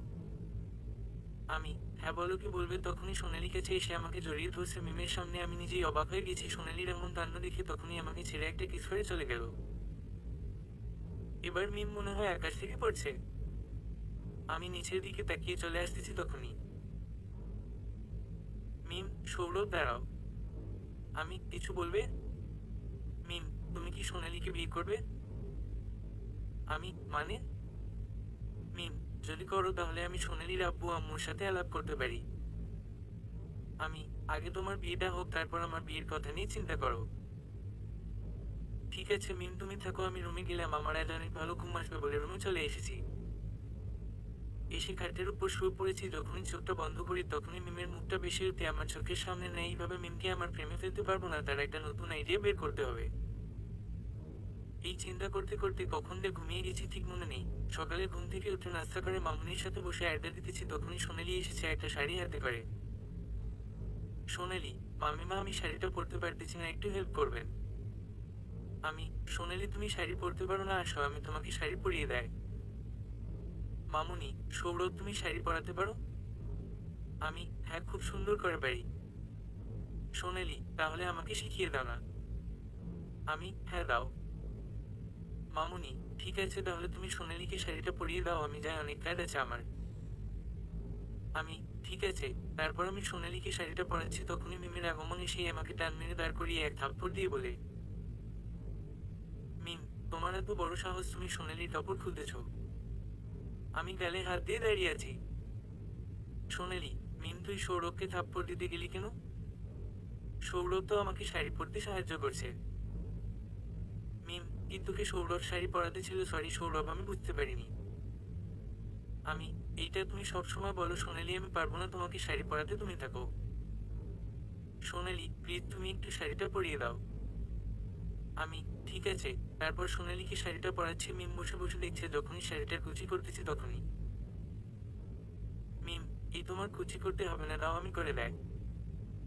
আমি, থাক তোমার লাগবো না, তোমার হুব বরকে দেখছি না, সে কোথায় যাও না গিয়ে, ওকে একটু সময় দাও। মিম, রাসেল তো আজ সকালে চলে গেছে, ওর কি জরুরি কাজ পড়ছে? আব্বুর কাছ থেকে বিদায় নিয়ে চলে গেছে, আসবে একেবারে বর সেজে।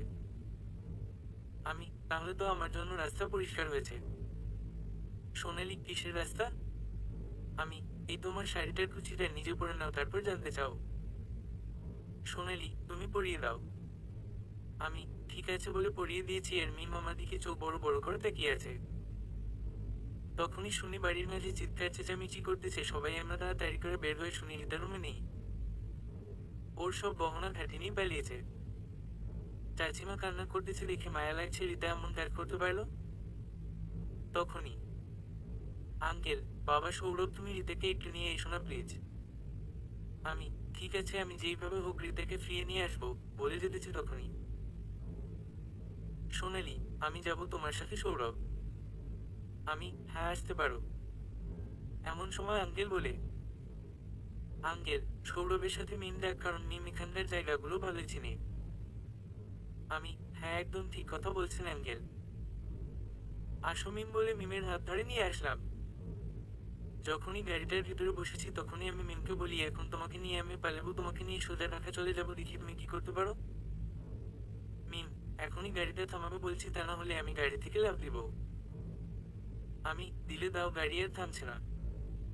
মিম, তোমাকে আমি ভালোবাসি না, তাও তুমি আমাকে জোর করে নিয়ে পালাতে যাচ্ছ? তোমার মতো কাপুরুষ ছেলে আমি জীবনে কমই দেখছি। যদি সামর্থ্য থাকে তাহলে আমার পরিবারের সবার মন জয় করে নিয়ে যাও। আমি, তার দরকার নেই, সুযোগ পেয়েছি এখনই তোমাকে নিয়ে সোজা ঢাকা, কারণ নিরাপদ দলে একবার যায় বারবার যায় না। মিম, গাড়িটা তুমি থামাবে নাকি আমি লাফ দিব? আমি, দিতে পারো, এতে আমার কোন সমস্যা নেই। তখনই মিম আমার গলা টিপে ধরে বলছে, মিম, মরলে দুইজনে একসাথে মরবো, তার আগে তোমাকে আমি মেরে ফেলবো। তখনই আমি গাড়ির স্পিড বাড়িয়ে দিয়ে মুড় ঘুরিয়েছি আর মিম আমার কোলের উপর বসে পড়েছে। আমি, এখন কি করবে তুমি? আমার কোলে বসে যেতে হবে তোমার। মিম অবাক দৃষ্টিতে তাকিয়ে সোজা আমার ঠোঁটে কিস করে দিয়েছে, আর সাথে সাথে গাড়ি ব্রেক করে থামিয়ে দিয়েছি। আর তখনই মিম গাড়ির চাবিটা নিয়ে সোজা নেমে পড়েছে। মিম, আমি ভালো করে বুঝতে পারছি তোমার ফুটবল জায়গা কোনটা। এখন তুমি গাড়ি থেকে নামো, তারপর তোমাকে আমি মজা দেখাচ্ছি। আমি, যেই মজা দিয়েছো নতুন করে আর নিতে চাই না। গাড়িতে বসো তাড়াতাড়ি করে, তা না হলে রিতা কিন্তু রান্নার সাথে অনেক দূর চলে যাবে। আর তোমাকে তো আমি ভয় দেখাইছি, তোমাকে নিয়ে পালাবো কেন? আমার তো সোনালি আছে তোমার চাইতে সুন্দর। মিম, এই সোনালি আমার চাইতে সুন্দর, তাহলে তুমি সোনালিকে ভালোবাসতে পারো না? আমি বাড়িতে গিয়ে ভালোবাসবো, এখন তুমি গাড়িতে বসো। মিম, আমি ভালো করে বুঝতে পারছি তুমি কি চাও। আমি তোমার সাথে কোথাও যাবো না, আমি বাড়িতে চলে যাব। আমি, ঠিক আছে, আমি তোমাকে নিয়ে বাড়িতে যাবো, এখন তাড়াতাড়ি গাড়িতে বসো বলে মিমকে অনেক রিকোয়েস্ট করে গাড়িতে বসিয়েছি। মিম, আচ্ছা সৌরভ, তুমি এমন কেন? একজন মানুষ এত মেয়েকে পছন্দ করো, দেখে দেখো তাকে তোমার ভালো লেগে যায়। আমি কি করবো বল, ইচ্ছে তো করে সবাইকে ভালোবাসি, কিন্তু আমাকে তো কেউ ভালোবাসে না। এখন রিতার নাম্বার এই মোবাইল থেকে ফোন করো। মিম, আমি ভালো করে বুঝতে পারছি তুমি রিতার সাথে লাইন মারার জন্য নাম্বারটা সুযোগে নিয়েছিলে। আমি, হ্যাঁ তুমি বুঝতে পারো ভালোই, বোকা কোথাকার। তাড়াতাড়ি করে ফোন করে মোবাইলটা আমার কাছে দাও। তখনই মিম রিতার নাম্বারে ফোন করেছে, কিন্তু নাম্বারটা বন্ধ বলছে। তাড়াতাড়ি করে বাস স্ট্যান্ড গেলাম, গিয়ে বাসের সব টিকিট কাউন্টার চেক করেছি, কিন্তু রিতাকে কোথাও পেলাম না। তারপর মিমকে গাড়িতে বসিয়ে আমি বাইরে দাঁড়িয়ে চিপস খাচ্ছি, এমন সময় একটা ছেলে এসে বলে, ছেলে, এই ড্রাইভার ভাই যাবেন। আমি এদিক সেই দিক তাকিয়ে বলি, কোথায় যাবেন স্যার? ছেলে, ঢাকা। আমি, একাই যাবেন? তাহলে বাসে চলে যান, এত টাকা দিয়ে প্রাইভেট কার কিনে যাবেন। ছেলে, আসলে আমার বউ অনেক অসুস্থ তো তাই। আমি, আপনার বউ কোথায়? ছেলে, যদি যান তাহলে নিয়ে আসবো। আমি, ঠিক আছে তাহলে নিয়ে আসেন। তখনই ছেলেটা একটু ভিতরে গেছে, আমি ওর পিছু পিছু গেছি, গিয়ে দেখি রিতাকে নিয়ে আসতেছে। আমি একটু আড়ালে লুকিয়ে গেলাম। যখনই আমাকে ক্রস করেছে তখনই আমি রিতাকে পেছন থেকে জড়িয়ে ধরে মিমকে ডাক দিলাম। তখনই ছেলেটা এক দৌড় দিতে চাইছে, আর আমি রিতাকে ছেড়ে ছেলেটাকে ধরেছি। রিতা, প্লিজ সৌরভ, তুমি আমাদের যেতে দাও, আমি বাড়িতে গেলে আব্বু আমাকে মেরে ফেলবে। আমি, দেখো রিতা, আমি তোমাকে বলছিলাম চাচিমার সাথে কথা বলবো, কিন্তু তুমি আমাকে সেই সময়টুকু দাওনি। এখন তোমাকে আমি যেতে দিতে পারবো না। আর এই ছেলেটার নাম কি? রানা। রিতা, হ্যাঁ এই ছেলেটার কথাই আমি তোমাকে বলছিলাম। প্লিজ সৌরভ, আমি তোমার পায়ে পড়ি, আমাকে যেতে দাও। মিম, সৌরভ যেতে দিবে মানে আমি বাড়িতে গিয়ে বলে দেবো যে সৌরভ তোদের পালাতে সাহায্য করেছে। আমি, এই তুমি চুপ থাকবে নাকি বলে দিব বাড়িতে আমাকে কিস। তখনই মিম আমার মুখ চেপে ধরে বলছে। মিম, ঠিক আছে, আমি চুপ করে গেলাম। তখন আমার মুখ থেকে হাত সরিয়ে নিয়েছে। আমি, ঠিক আছে আছে। আচ্ছা রিতা, এখন তোমরা আমাকে বিশ্বাস করতে হবে, আমি কথা দিতেছি মিমের বিয়ের দিন তোমার আর রানার বিয়ে হবে। রানা, রিতা তুমি বিশ্বাস করো না, তোমার পরিবার আমাকে তোমার স্বামী হিসেবে জীবনেও মেনে নেবে না। আমি, ঠিক আছে তাহলে তোকে ছেড়ে দিলাম, তুই চলে যা। আর রিতা তুমি চলো আমার সাথে, আমি তোমাকে ওর সাথে যেতে দিতে পারবো না। তখনই, রানা, ভাইয়া আমার ভুল হয়ে গেছে, আমি তোমাকে বিশ্বাস করেছি। রিতা, তুমি বলছো তাই যাচ্ছি, যদি রানার উপর একটু আঁচড় লাগে তাহলে তোমাকে আমি কোনোদিন ক্ষমা করবো না। আমি, আমি তোমাদের উপর একটু আঁচড় লাগতে দেব না, এটা আমার ভালোবাসার কসম। মিম, এই তুমি আমার কসম কাটলে কেন? আমি, কখন তোমার কসম কাটলাম? আমি তো বলছি এইটা আমার ভালোবাসার কসম। রিতা, সৌরভ তুমি মিম আপুকে ভালোবাসো, আর এই কথাটা তুমি আমাকে এতদিন বলনি কেন? আমি, আরে না, আমি তো সোনালীকে ভালোবাসি। মিম কানে একটু কম শুনে। মিম, কি আমি কানে কম শুনি?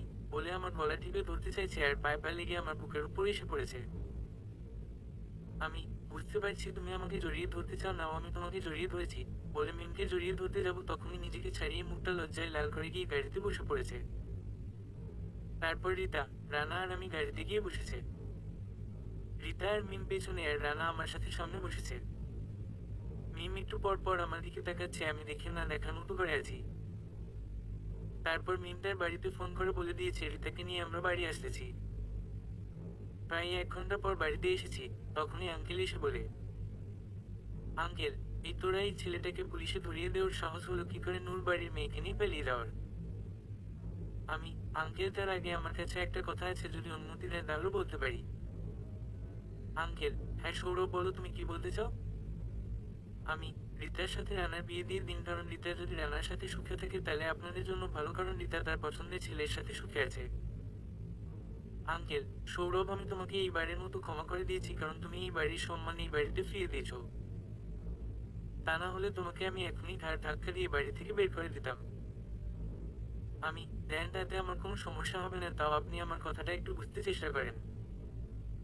তারপর আঙ্কেল সহ সবাইকে অনেক বুঝালাম, এরপর সবাই ব্যাপারটা বুঝেছে আর সবাই অনেক খুশি হয়েছে। আঙ্কেল, ঠিক আছে, তাহলে রিতার বিয়ে রানার সাথে হবে, যেই দিন মিমের বিয়ে সেই দিন রানার সাথে রিতার বিয়ে হবে। আর রানা, তুমি তোমার বাবা মাকে নিয়ে আমার সাথে আগামীকাল দেখা করবে। এখন তোমরা সবাই বাড়ির ভিতরে যাও। তখন সবাই যায় যার মতো করে ভিতরে ঢুকে গেছে, আমি আর মিম চলে আসতেছি তখনই। রিতা, সৌরভ, একটু দাঁড়াও। আমি কিছু বলবে তখনই দৌড়ে এসে আমাকে জড়িয়ে ধরছে মিমের সামনে, আমি অবাক হয়ে গেলাম। রিতা, ধন্যবাদ তোমাকে, আর হ্যাঁ, আমার যদি তোমার সাথে আগে দেখা হতো তাহলে আমি তোমাকে বিয়ে করতাম। তবে দেখো, তুমি অনেক সুন্দর একটা মেয়ে পাবে তোমার জীবনে, এই কথাগুলো রিতা আমাকে জড়িয়ে ধরে বলতেছে। আমি, আমার ভাগ্যটা খারাপ তাই তোমার সাথে পড়ে দেখা হয়েছে, এমন সময় মিম বলে। মিম, রিতা অনেকক্ষণ হয়েছে, এবার ছাড় ওকে। তখনই রিতা আমাকে ছেড়ে বলে, রিতা, ওকে জড়িয়ে ধরতেও ভালোই লাগে, বিশ্বাস না হলে আপু তুই একবার জড়িয়ে ধরে দেখ। মিম, কি বলিস এইসব তুই? যা এখান থেকে। তখনই রিতা চলে গেল, আমি রুমের দিকে রওনা দিয়েছি, এমনি মিম বলে, সৌরভ দাঁড়াও একটুখানি। আমি, কিছু বলবে? মিম, ধন্যবাদ তোমাকে আমাদের বাড়ির সম্মান রক্ষা করার জন্য আর রিতাকে তার ভালোবাসার মানুষের সাথে বিয়ে দেওয়ার জন্য। আর গাড়িতে যা হয়েছে তার জন্য সরি বলে মিম তার হাতটা বাড়িয়ে দিয়েছে। আমি, ঠিক আছে। আমি এখন রুমে যাই বলে চলে আসছি, আর মিম তার হাতটা বাড়িয়ে রাখছিল, আমি হাত না ধরে চলে এসেছি। এসে খাটের উপর শুয়ে পড়েছি, অনেকটা ক্লান্ত লাগছে, আর মাত্র 3 দিন আছে মিমের বিয়ের বাকি, এখন কাউকে কিছু বুঝাতে পারতেছি না। মিমকে আমি কি করে বুঝাবো ওকে যেইভাবে হোক আমার প্রেমে ফেলাতে হবে, কিন্তু কিভাবে? এই ভাবতে ভাবতে কখন যে ঘুমিয়ে গেছি ঠিক মনে নেই। সকালে ঘুম থেকে উঠে ফ্রেশ হয়ে নাস্তা করে বের হতেছিলাম তখনই মিম বলে, মিম, সৌরভ তোমার মোবাইল বন্ধ কেন? আমি, তোমাকে বলবো কেন বলে সোজা চলে আসতেছি, হঠাৎ করে সোনালি এসে বলে, সোনালি, সৌরভ চলো আমাকে শাড়ি পরা শিখাবে। আমি, এখন আচ্ছা চলো তোমাকে ভালো করে আজ শাড়ি পরা শিখাই দিব বলে সোনালিকে হাত ধরে ভিতরে নিয়ে যেতেছি। এমনি মিম এসে বলে, মিম, সোনালি চল তোকে আমি শাড়ি পরা শিখাই দেব। সোনালি, না থাক, সৌরভ আমাকে শিখিয়ে দেবে বলে আমার হাত ধরে টেনে নিয়ে আসতেছে, তখনই মিম সৌরভ বলে মাথা ঘুরে নিচে পড়ে গেছে। আমি মিম বলে এক জোরে ডাক দিয়ে গিয়ে মিমকে জড়িয়ে ধরে বলছি, আমি, মিম তোমার কি হয়েছে? কোনো কথা বলছে না, মিম একদম অজ্ঞান হয়ে গেছে। মিম আমার কোলে শুয়ে আছে, কোনো সারা শব্দ নেই। তখনই মিমের বাবা, মা আর বাকি সবাই এসেছে। মিমকে আমার কোলে দেখে আঙ্কেল জিজ্ঞাসা করতেছে, মিমের কি হলো আর তুমি এত জোরে ডাক দিলে কেন? আমি, আঙ্কেল আমি কিছু বুঝতে পারতেছি না, হঠাৎ করে মিম অজ্ঞান হয়ে গেছে, কোনো কথা বলতেছে না। আঙ্কেল, কোথায় দেখি? তারপর উনি মিমকে দেখে বলে, তাড়াতাড়ি করে মিমকে ডাক্তারের কাছে নিতে হবে, চলো এখনই হাসপাতালে নিয়ে যেতে হবে। আমি, হ্যাঁ এখনই বলে মিমকে আমি কোলে তুলে নিলাম। তারপর গাড়িতে করে ওকে হাসপাতালে নিয়ে গিয়েছি। মিমকে বড্ড বেশি মিস করতেছি, তখন যদি মিমের সাথে আমি ঠিক করে কথা বলতাম তাহলে হয়তো মিম অজ্ঞান হয়ে যেত না। কিছুক্ষণ পর ডাক্তার বলে, ডাক্তার, ভয়ের কোন কারণ নেই, আসলে কিছুদিন একটু বেশি চিন্তা করছে হয়তো, তাই হঠাৎ করে অজ্ঞান হয়ে গেছে। আঙ্কেল, তাহলে কি আমরা মিমকে এখন বাসায় নিয়ে যেতে পারবো? ডাক্তার, হ্যাঁ নিয়ে যেতে পারবেন, তবে ওকে একটু রেস্টে থাকতে দিবেন আর ওর যেটা ভালো লাগে ওইটাই করতে দিবেন। আঙ্কেল, ঠিক আছে, ধন্যবাদ আপনাকে। আর সৌরভ, তুমি মিমকে নিয়ে এসো, আমি বাড়িতে ফোন করে বলে দেয় মিম সুস্থ আছে। আমি, ঠিক আছে। তারপর আমি রুমে গিয়ে দেখি মিম বসে আছে। কি ব্যাপার মহারানী, আমাকে ছেড়ে একা যেতে চাইছিলেন? মিম, মানে কোথায় যেতেছিলাম? আমি, উপরে। মিম, আমি মরে গেলে তোমার জন্য ভালোই হবে, তুমি সোনালির সাথে বিয়ে করে সুখে সংসার করতে পারবে। আমি, তুমি বেঁচে থাকলে কি কেউ মানা করবে নাকি? এখন চলেন, আঙ্কেল গাড়িতে বসে আছে, আমাকে বলছে আপনাকে নিয়ে যেতে বলে হাতটা বাড়িয়েছি। মিম, থাক, আমি নিজেই হেঁটে যেতে পারবো বলে মিম চলে আসতেছে তখনই। আমি, মিম বলে গিয়ে সোজা কোলে তুলে নেই। মিম, তোমার সাহস দেখে পাচ্ছি না, আমাকে তুমি কোলে তুলেছো, যদি আব্বু দেখে তাহলে তোমাকে আর বাড়ি থেকে বের করে দিবে। আমি দেখি আমার হুপ শ্বশুর কি করে মিমকে কোলে নিয়ে বের হয়ে আসতেছি, আর হাসপাতালের সবাই আমার দিকে তাকিয়ে আছে। মিমো এক দৃষ্টিতে তাকিয়ে আছে আমার দিকে, আমি মিমের দিকে তাকালাম, ইচ্ছে করছে ওর তীরটা একটু আলতো করে ছুঁয়ে দেয়। মিম, এই তোমার কিন্তু মতলব আমার কাছে ঠিক লাগছে না। আমি ঠিক বুঝতে পারতেছি তুমি কি করতে চাচ্ছ। আমি এই তুমি মনে মনে কথা বললে বুঝতে পারো নাকি? মিম, হ্যাঁ বুঝতে পারি, তোমার ইচ্ছে করছে আমাকে কিস করতে, তাই না? আমি, আরে তুমি দেখি সবকিছু বুঝতে পারো, তাহলে আমি কিসটা করে ফেলি। বলে মিমকে কিস করে দিলাম ওর ঠোঁটে। তখনই দেখি একটা পিচ্ছি মেয়ে আমার দিকে তাকিয়ে হাসতেছে, আর মিম আমার কান জ্বালা ফালা করতেছে, আমার 12টা বাজাচ্ছে বকাঝকা করে। তখনই বলি, এই মিম তোমার আর আমার এমন একটা কিউট মেয়ে হবে, তাই না? মিম, আমি মরে যাবো তাও তোমাকে কোনোদিন ভালোবাসবো না। আমি, এখন নামও বের হলে তোমার আব্বু দেখবে, আর উনি যদি দেখে আমি তোমাকে কোলে নিয়ে রাখছি তাহলে আমার বারটো বাজাবে। মিম, আমি নামবো না, দেখি তোমার কত সাহস। আমি, ঠিক আছে আমি নামিয়ে দিতেছি বলে মিমকে নামিয়ে সোজা হাঁটা দিয়েছি। আর মিম আমাকে ডরপোকা ভিতরে ডিম এসব বলে বলে আমার পিছু পিছু এসেছে গাড়ির সামনে। আঙ্কেল, মিম তুই এখন ঠিক আছিস তো? মিম, হ্যাঁ ঠিক আছি। আমি, তাহলে আমরা এখন বাড়িতে যাই। আঙ্কেল, হ্যাঁ ঠিক আছে চলো। তারপর আমি গাড়িটা চালাচ্ছি, তখনই আঙ্কেল বলে রাসেল ফোন করেছে অনেকবার। রাসেল অনেক চিন্তা করেছে তোর জন্য, যদি ওর কাজ না থাকতো তাহলে আজ চলে আসতো, কিন্তু আমি বলছি তুই এখন অনেকটা ঠিক আছিস। আর বিয়ের তো মাত্র 2 দিন বাকি, তাই বলছি একেবারে বিয়ের দিন আসতে। মিম, ঠিক আছে, মনটা একদম খারাপ করে কথা বলছে মনে হলো। আমি, আঙ্কেল একটা কথা জিজ্ঞাসা করব। আঙ্কেল, হ্যাঁ সৌরভ বলো, তুমি কি বলবে? আমি, আপনি কাউকে কখনো ভালোবাসেন নি আগে? আঙ্কেল, না এসব ভালোবাসা টাসা আমাদের সময় ছিল না, তবে একটা মেয়েকে আমার খুব ভালো লাগতো, কিন্তু কোনোদিন কথা বলার সাহস হয়নি, তার কিছুদিন পর মেয়েটার বিয়ে হয়ে যায়। আমি, আপনি একবার বলে দেখতেন। আঙ্কেল, ওই সময় আব্বু যা বলতো তাই করতে হতো। আমি, তার মানে আপনি আপনার আব্বুর প্রচলিত নিয়ম মেনে চলেন, নিজের সিদ্ধান্ত অন্যের উপর চাপিয়ে দেন। আঙ্কেল, তুমি কি বলতে চাইছো? আমি, কিছু না, শুধু বলতে চাইছি আপনি যখন মিমের বিয়ে ঠিক করেছেন মিমকে কি জিজ্ঞাসা তখনই। মিম, সৌরভ তুমি একটু থামো, আমার মাথা ব্যথা করতেছে। এত কথা তুমি বলতে পারো, তুমি এখন আগের চাইতে ব্যাচাল হয়ে গেছো। আমি, আরে আমি তো। মিম, থাক এখন আর রিপিট করো না, আমার ভালো লাগছে না। আঙ্কেল, সৌরভ ঠিক আছে তাহলে এখন চুপ থাকো। আমি, ঠিক আছে। তারপর চুপ করে গাড়িটা চালাচ্ছি আর মিমকে দেখতেছি। মিম যতবার লুকিং গ্লাসে তাকায় ততবার আমি মিমকে চোখ টিপ দিয়ে দেয়। কিছুক্ষণ পর বাড়িতে এসেছি, গাড়িটা থামিয়েছি। আমি আগেই নামছি, যখনই মিম নামতে গেছে তখনই পড়ে যেতেছিল, তখনই আমি ধরে ফেলি। আঙ্কেল, মিম তুই ঠিক আছিস মা? মিম, হ্যাঁ ঠিক আছি। আমি, দাও আমি তোমাকে হাত দিয়ে ধরে নিয়ে যাই। মিম, থাক আমি যেতে পারবো।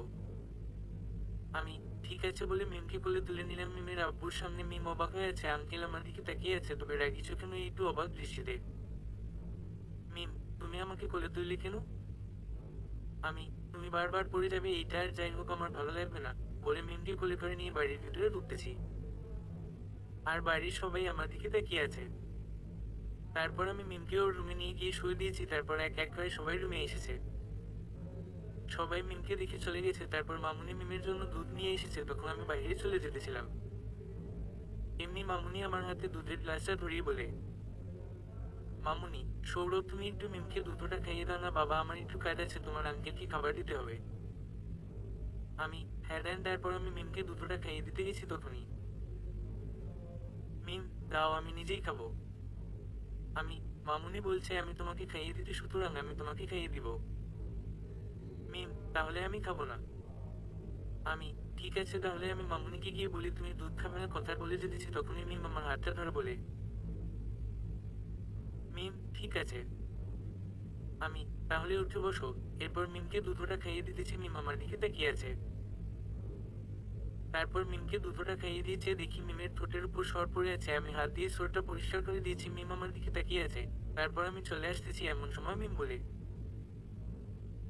মিম, সৌরভ তোমাকে আমি ভালোবাসতে পারি একটা শর্তে।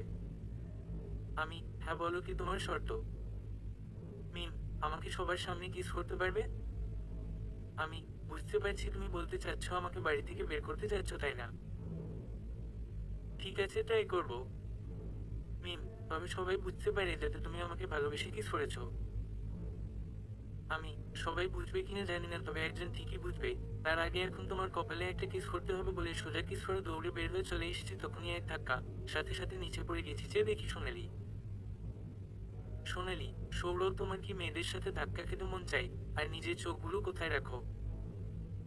আমি, কোথায় আবার আমার কাছেই। তবে জানো সোনালি, তোমাকে দেখলে ইচ্ছে করে তোমার সাথে ধাক্কা খায়।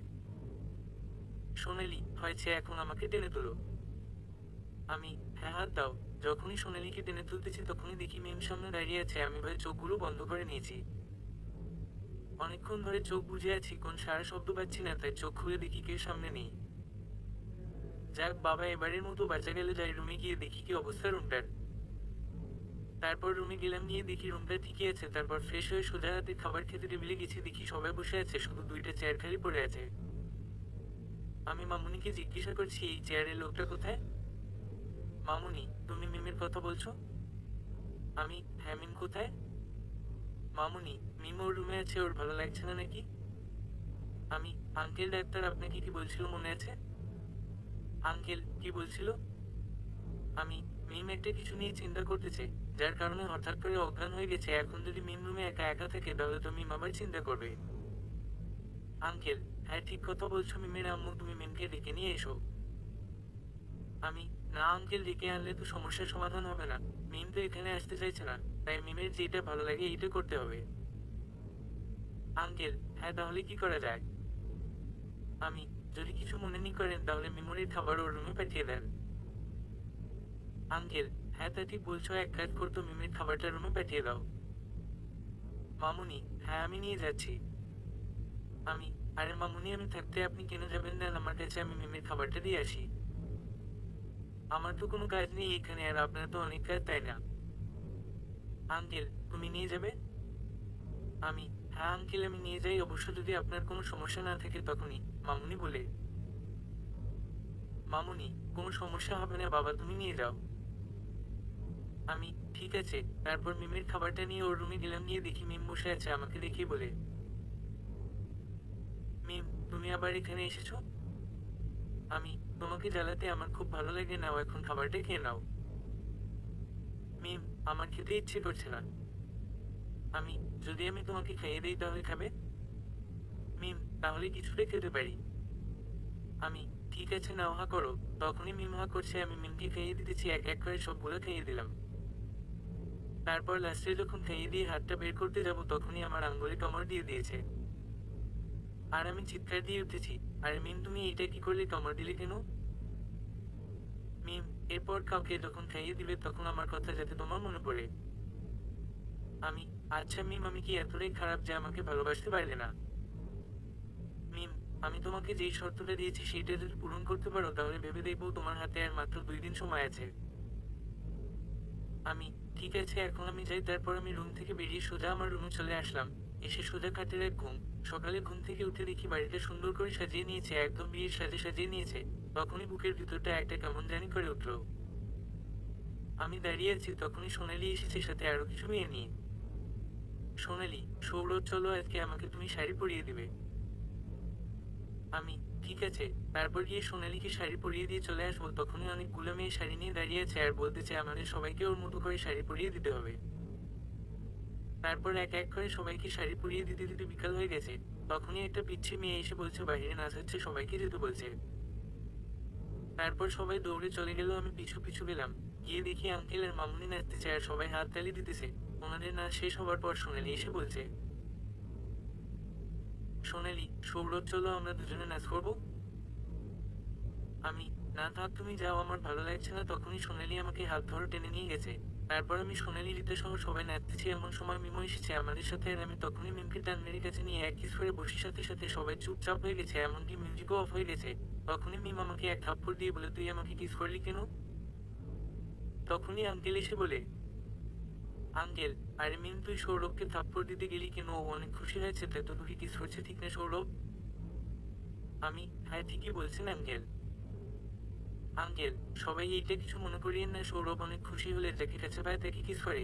এখন মিমকে নিয়ে সবাই গায়ে হলুদ দিয়ে দাও। তখন সবাই মিমকে নিয়ে গায়ে হলুদ দিতে নিয়ে গেছে। আঙ্কেল আমাকে বলে, সৌরভ তুমি গিয়ে মিমকে হলুদ দিয়ে এসো।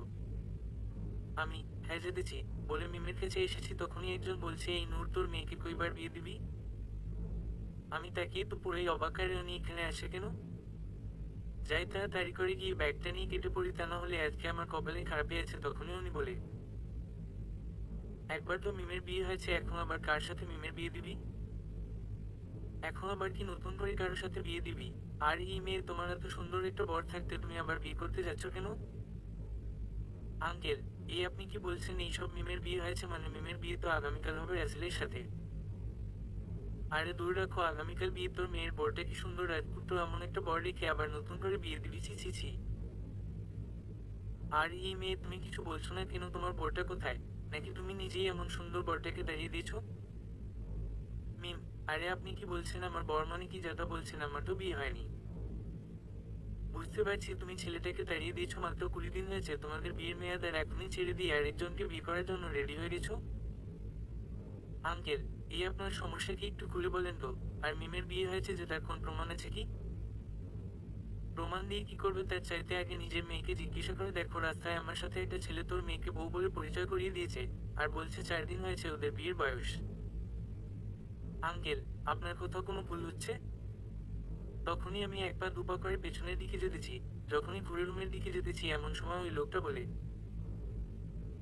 ওই তো আপনার মেয়ের জামাই, ওই ছেলেটাই রাস্তায় মিমের স্বামী বলে নিজেকে পরিচয় করিয়ে দিয়েছে, আমার দিকে আঙ্গুল দিয়ে দেখিয়ে বলে।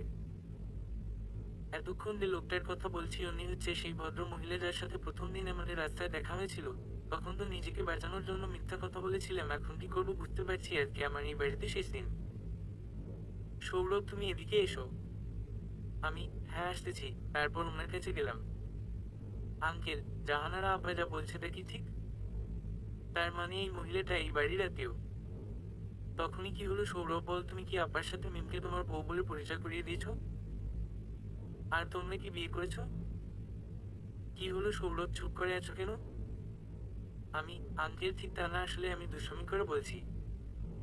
জাহানারা, মিথ্যা কথা বলবে না বলে দিলাম। মাঝ রাস্তায় মিম তোমাকে সবার সামনে জড়িয়ে ধরেছে, আর তুমিও। যদি স্বামী স্ত্রী না হও তাহলে দুজন দুজন দিয়ে জড়িয়ে ধরেছো কেন? আঙ্কেল, কি বলছেন আপা আপনি? জাহানারা, হ্যাঁ আমি ঠিক বলছি। আমাকে মিম ঠিক করে চিনতে পারেনি। আমি মিমকে দেখে চিনে নিয়েছিলাম। আমি ওদের সাথে আসতে চাইছিলাম, কিন্তু ওরা আমাকে সাথে আনেনি। তারপর আমার জরুরি কাজ পড়ে যাওয়াতে বাড়িতে চলে যেতে হয়, আর আজকে এসে দেখি এই অবস্থা। আঙ্কেল, মিম, আমি তোকে কত বিশ্বাস করতাম, আর তুই আমার বিশ্বাসের এই প্রতিদান দিলি। বলে মিমকে থাপ্পড় দিতেছিল, তখনই আমি ওনার হাত ধরে ফেলি। আমি, আঙ্কেল মিমের কোন দোষ নেই, সব দোষ আমার। আমি মিমকে ভালোবাসি, মিম আমাকে ভালোবাসে না। ও তো আমাকে এখানে আনতে চাইনি, আমি জোর করে ওর সাথে এসেছি। যা শাস্তি দিবেন আমাকে দেন। মিমকে কিছু বলিয়েন না। আঙ্কেল, হ্যাঁ সব দোষ তোর। আসলে আমার প্রথম দিনে বোঝা দরকার ছিল একটা ছেলে আর একটা মেয়ের বন্ধুত্বের জন্য এত দূর চলে আসতে পারে না। বলে আমাকে একটা থাপ্পড় দিয়েছে। জাহানারা, নূর, তুই সোনার টুকরা ছেলেটাকে কেন মারতেছিস? এক কাজ কর, ওদের বিয়ে দিয়ে দে। আঙ্কেল, আপনার মাথা ঠিক আছে তো? রাত পোহালে রাসেল আসবে বর্ষে যে মিমকে বিয়ে করতে, আর এখন আমি ওদের বিয়ে দিয়ে দেয়। বলে আঙ্কেল আমার কালার ধরে টেনে সোজা বাড়ির বাইরের গেটে নিয়ে এসেছে। আমি, আঙ্কেল একবার আমার কথাটা একটু বুঝতে চেষ্টা করুন। আঙ্কেল, এই আমি তোর কি কথা বুঝবো রে? আমার বাড়িতে থেকে আমার বুকের মাঝে চাকু মারতে তোর একটু বুক কেঁপে ওঠেনি? আমি আমি যখন মিমকে ভালোবেসেছি তখন তো আপনাদের বাড়িতে আসিনি। আমি তো মিমকে সেই কলেজ থেকে ভালোবাসি। আঙ্কেল, কি এতদিনের সম্পর্ক, অথচ আজ আমি জানতে পারলাম। আর মিম, তুই এমন একটা কাজ করতে পারলি। মিম, আব্বু, আমি তো সৌরভকে ভালোবাসি না। ও আমার সাথে এক প্রকার জোর করে এখানে এসেছে। আঙ্কেল, কেউ কারোর সাথে জোর করে কিছু করতে পারে না। তুই ওকে ভালোবাসতি। আমি, না আঙ্কেল, এইটা একদম মিথ্যা কথা। মিম আমাকে কখনো ভালোবাসেনি। ও সব সময় আমাকে ঘৃণা করে আসছে। আঙ্কেল, আমি আর কোন কথা বলতে চাই না। এখন তুই আমার সামনে থেকে চলে যা, তা না হলে আমি তোকে খুন করে ফেলবো। আমি, ঠিক আছে চলে যেতেছি। তবে একটা কথা, দয়া করে মিমকে কিছু বলিয়েন না। আসলে আমি ভাবছিলাম যখন আমি মিমকে ভালোবাসবো তখন মিমও আমাকে ভালোবাসতে শুরু করে দিবে একদিন, কিন্তু আজ বুঝতে পারলাম ভালোবাসলে হয় না, তার জন্য সেই যোগ্যতা থাকা দরকার হয়। আচ্ছা আমি তাহলে আসি, আর শেষবারের মতো একটি বার আপনাকে সালাম করতে দিবেন। বলে আঙ্কেলের পা ছুঁতে যাব, তখনই উনি এখান থেকে হেঁটে চলে গেল। আমি মিমের দিকে তাকিয়ে চলে আসতেছি, তখনই পেছনে থেকে কেউ আমার হাত ধরছে। তাকিয়ে দেখি মিম। মিম, কি বলেছিলাম না তোমাকে আমি কোনোদিনও ভালোবাসবো না, আর একটা কথা শুনে যাও, যদি জীবনে আর কোনোদিন আমার সামনেও আসবে না। আমি, ঠিক আছে তুমি ভালো থেকো, তবে যাওয়ার আগে তোমাকে কিছু দিতে চাই তোমার বিয়ের গিফট হিসেবে। মিম, তুমি কিছু দিলে আমি নেবো কেন? তখনই দেখি সোনালি একটা ব্যাগ নিয়ে এদিকে আসতেছে। সোনালি, তোমার ব্যাগটা সৌরভের, চলো আমি তোমার সাথে যাব। আমি, তুমি কোথায় যাবে? সোনালি, আমি তোমাকে ভালোবাসি। আমি, কি বলছো তুমি? সোনালি, প্লিজ সৌরভ, আমি তোমাকে ছাড়া থাকতে পারবো না, তুমি আমাকে তোমার সাথে নিয়ে যাও। আমি, না সোনালি, তা হয় না, আমি তোমাকে নিতে পারবো না, কারণ আমার মন প্রাণ জড়িয়ে একজনই আছে, আর সে হচ্ছে মিম। আর মিম বলছে ওর সামনে যেন না আসি। যদি আমি তোমাকে বিয়ে করি তাহলে ওর সামনে আমাকে একদিন না একদিন পড়তে হবে, তাই আমি চাই না মিম আর কোনো কষ্ট পাক আমার জন্য। তখনই সোনালি আমাকে জড়িয়ে ধরছে মিমের সামনে। মিম তাকিয়েছে আমার দিকে, মনে হচ্ছে মিম অনেক কিছু বলতেছে কিন্তু কোনো কিছু প্রকাশ করছে না। সোনালি, না সৌরভ, তুমি এমনটা করো না, আমি সত্যি তোমাকে অনেক ভালোবাসি। আমি, প্লিজ সোনালি, তুমি বুঝতে চেষ্টা করো। তারপর সোনালিকে বুঝালাম অনেক কষ্টে। এরপর এক এক করে সবার কাছ থেকে বিদায় নিয়ে রিতার কাছে এসেছি, তখনই রিতা আমাকে জড়িয়ে ধরে কান্না করে দেয়। এরপর রিতার কাছ থেকে বিদায় নিয়ে মিমের সামনে এসেছি। মিম, ঠিক আছে তাহলে বাই, আজকের পর আর কোনোদিন দেখা হচ্ছে না তাহলে সৌরভ। আমি, এইটা তুমি ঠিক বলছো, তবে তোমাকে আমি এমন একটা জিনিস দেবো তোমার সারা জীবন মনে থাকবে বলে। মিমকে এক থাপ্পড় দিয়ে বলি, এইটা তোমাকে ফিরিয়ে দিলাম আমাকে যতগুলো থাপ্পড় দিয়েছো তার বদলে। আর সবাই আমার দিকে অবাক হয়ে তাকিয়ে আছে। মিম, তুমি আমাকে থাপ্পড় দিতে পারলে সৌরভ? আমি, সরি, যদি এইটা না দিতাম তাহলে আমি বেঁচে থাকতে পারতাম না, তাই এইটা দিয়েছি যাতে করে তোমাকে আমি ঘৃণা করতে পারি। ভালো থেকো আর নতুন জীবনে সুখে থেকো, তবে একটা কথা, আমার মতো তোমাকে এই পৃথিবীতে কেউ ভালোবাসবে না। যদি তোমাকে কেউ মন প্রাণ দিয়ে ভালোবাসে তাহলে সেটা একমাত্রই আমি। অনেক জ্বালাতন করেছি, যদি পারো তাহলে ক্ষমা করে দিও। বলে ব্যাগটা নিয়ে হাঁটা দিয়েছি। মিম আমার দিকে এক দৃষ্টিতে তাকিয়ে আছে। আমি চলে আসছি বাস স্ট্যান্ডে, এসে বাসের টিকিট কাটবো, পকেটে হাত দিয়ে দেখি মানে ব্যাগটা নেই। তখনই মনে পড়েছে ব্যাগটা মিমের রুমে রয়ে গেছে। তারপর হাতের মোবাইলটা বিক্রি করে দিয়ে বাসের টিকিট কেটে সোজা ঢাকার উদ্দেশ্যে রওনা দিলাম, আর চোখের সামনে মিমের চেহারাটা ভেসে উঠছে বারবার। এভাবে কতক্ষণ যাওয়ার পর কখন যে ঘুমিয়ে গেছি ঠিক বলতে পারবো না। যখন ঘুম ভাঙছে দেখি আমি ঢাকা চলে আসি। তারপর বাস থেকে নেমে সোজা বাসায় গেলাম, গিয়ে দরজায় নক করতেই আম্মু এসে দরজাটা খুলে দিয়েছে। আম্মু, কিরে তুই এতদিন পর কোথা থেকে আসলি? আমি, বন্ধুর বাড়ি থেকে। আর কিছু না বলে সোজা রুমে গিয়ে দরজাটা লাগিয়ে দিলাম। আম্মু পিছু পিছু এসেছে, বক বক করতে করতে আমি কোনো উত্তর না দিয়ে চলে এসেছি। মনটা খারাপ করে রুমের সব লাইট অফ করে শুয়ে পড়লাম। বিকালে আম্মুর বকাবকিতে উঠেছি। তারপর আম্মুকে আর আব্বুকে সবকিছু খুলে বলছি। সবকিছু শুনে আব্বু বলে, আব্বু, তাহলে এক কাজ কর, তুই এখন একটা বিয়ে করে নে। আমি, আম্মু তুমি আব্বুকে কিছু বলবে নাকি বাড়ি ছেড়ে চলে যাব? আম্মু, এখন তুই কি করতে চাস? আমি, আব্বুকে বলো আমাকে ওনার সাথে শোরুমে নিয়ে যেতে। আব্বু, তোমাকে শোরুমে নিয়ে আমার শোরুমের 12টা বাজাবো নাকি? তুমি যেই মেয়ে দেখবে তার নাম্বার রেখে সবকিছু ফ্রিতে দিয়ে দিবে। আম্মু, কাল থেকে সৌরভকে তোমার সাথে নিয়ে যাবে। আব্বু, ঠিক আছে, কি করব, আমার ভাগ্যটা খারাপ। এক কাজ করো, সবকিছু গুছিয়ে রেখো, 1 বছর পর আমরা সবাই ফকির হয়ে গ্রামের বাড়ি চলে যাব। আমি, ঠিক আছে, দেখা যাবে আমি 1 বছরে নিজেকে কতটা পরিবর্তন করি আর নিজের একটা শোরুম দেবো। এই কথা বলে বেরিয়ে এসেছি। কিছুদিন মনটা খারাপ খারাপ ভাবে গেছে। দেখতে দেখতে অনেকদিন চলে গেছে, এখন আর আগের সিমগুলো ব্যবহার করি না। আর প্রায় পাঁচ পাঁচ মাস হয়ে গেল, এখন মিমের কথা একদম কম মনে পড়ে। কায়দার বাড়ি এভাবে চলছে দিনগুলো। আমি শোরুমে বসে আছি, আব্বু এসে বলে, আপু, সৌরভ চল আমি কিছু কেনাকাটা করবো। আমি, ঠিক আছে, কিন্তু তোর বোর্ডটা কোথায়, ওকে নিয়ে আসতি? আপু, ওর হাতে অনেক কাজ, এখন তাড়াতাড়ি চল। আমি, হ্যাঁ চল। তারপর আব্বুর সাথে মার্কেটে গেলাম। গিয়ে আপুর শপিংগুলো করে বের হয়ে আসতেছি, তখনই একজন আমার হাত ধরে বলে, আরে সৌরভ কেমন আছো, তাকিয়ে দেখি সোনালি।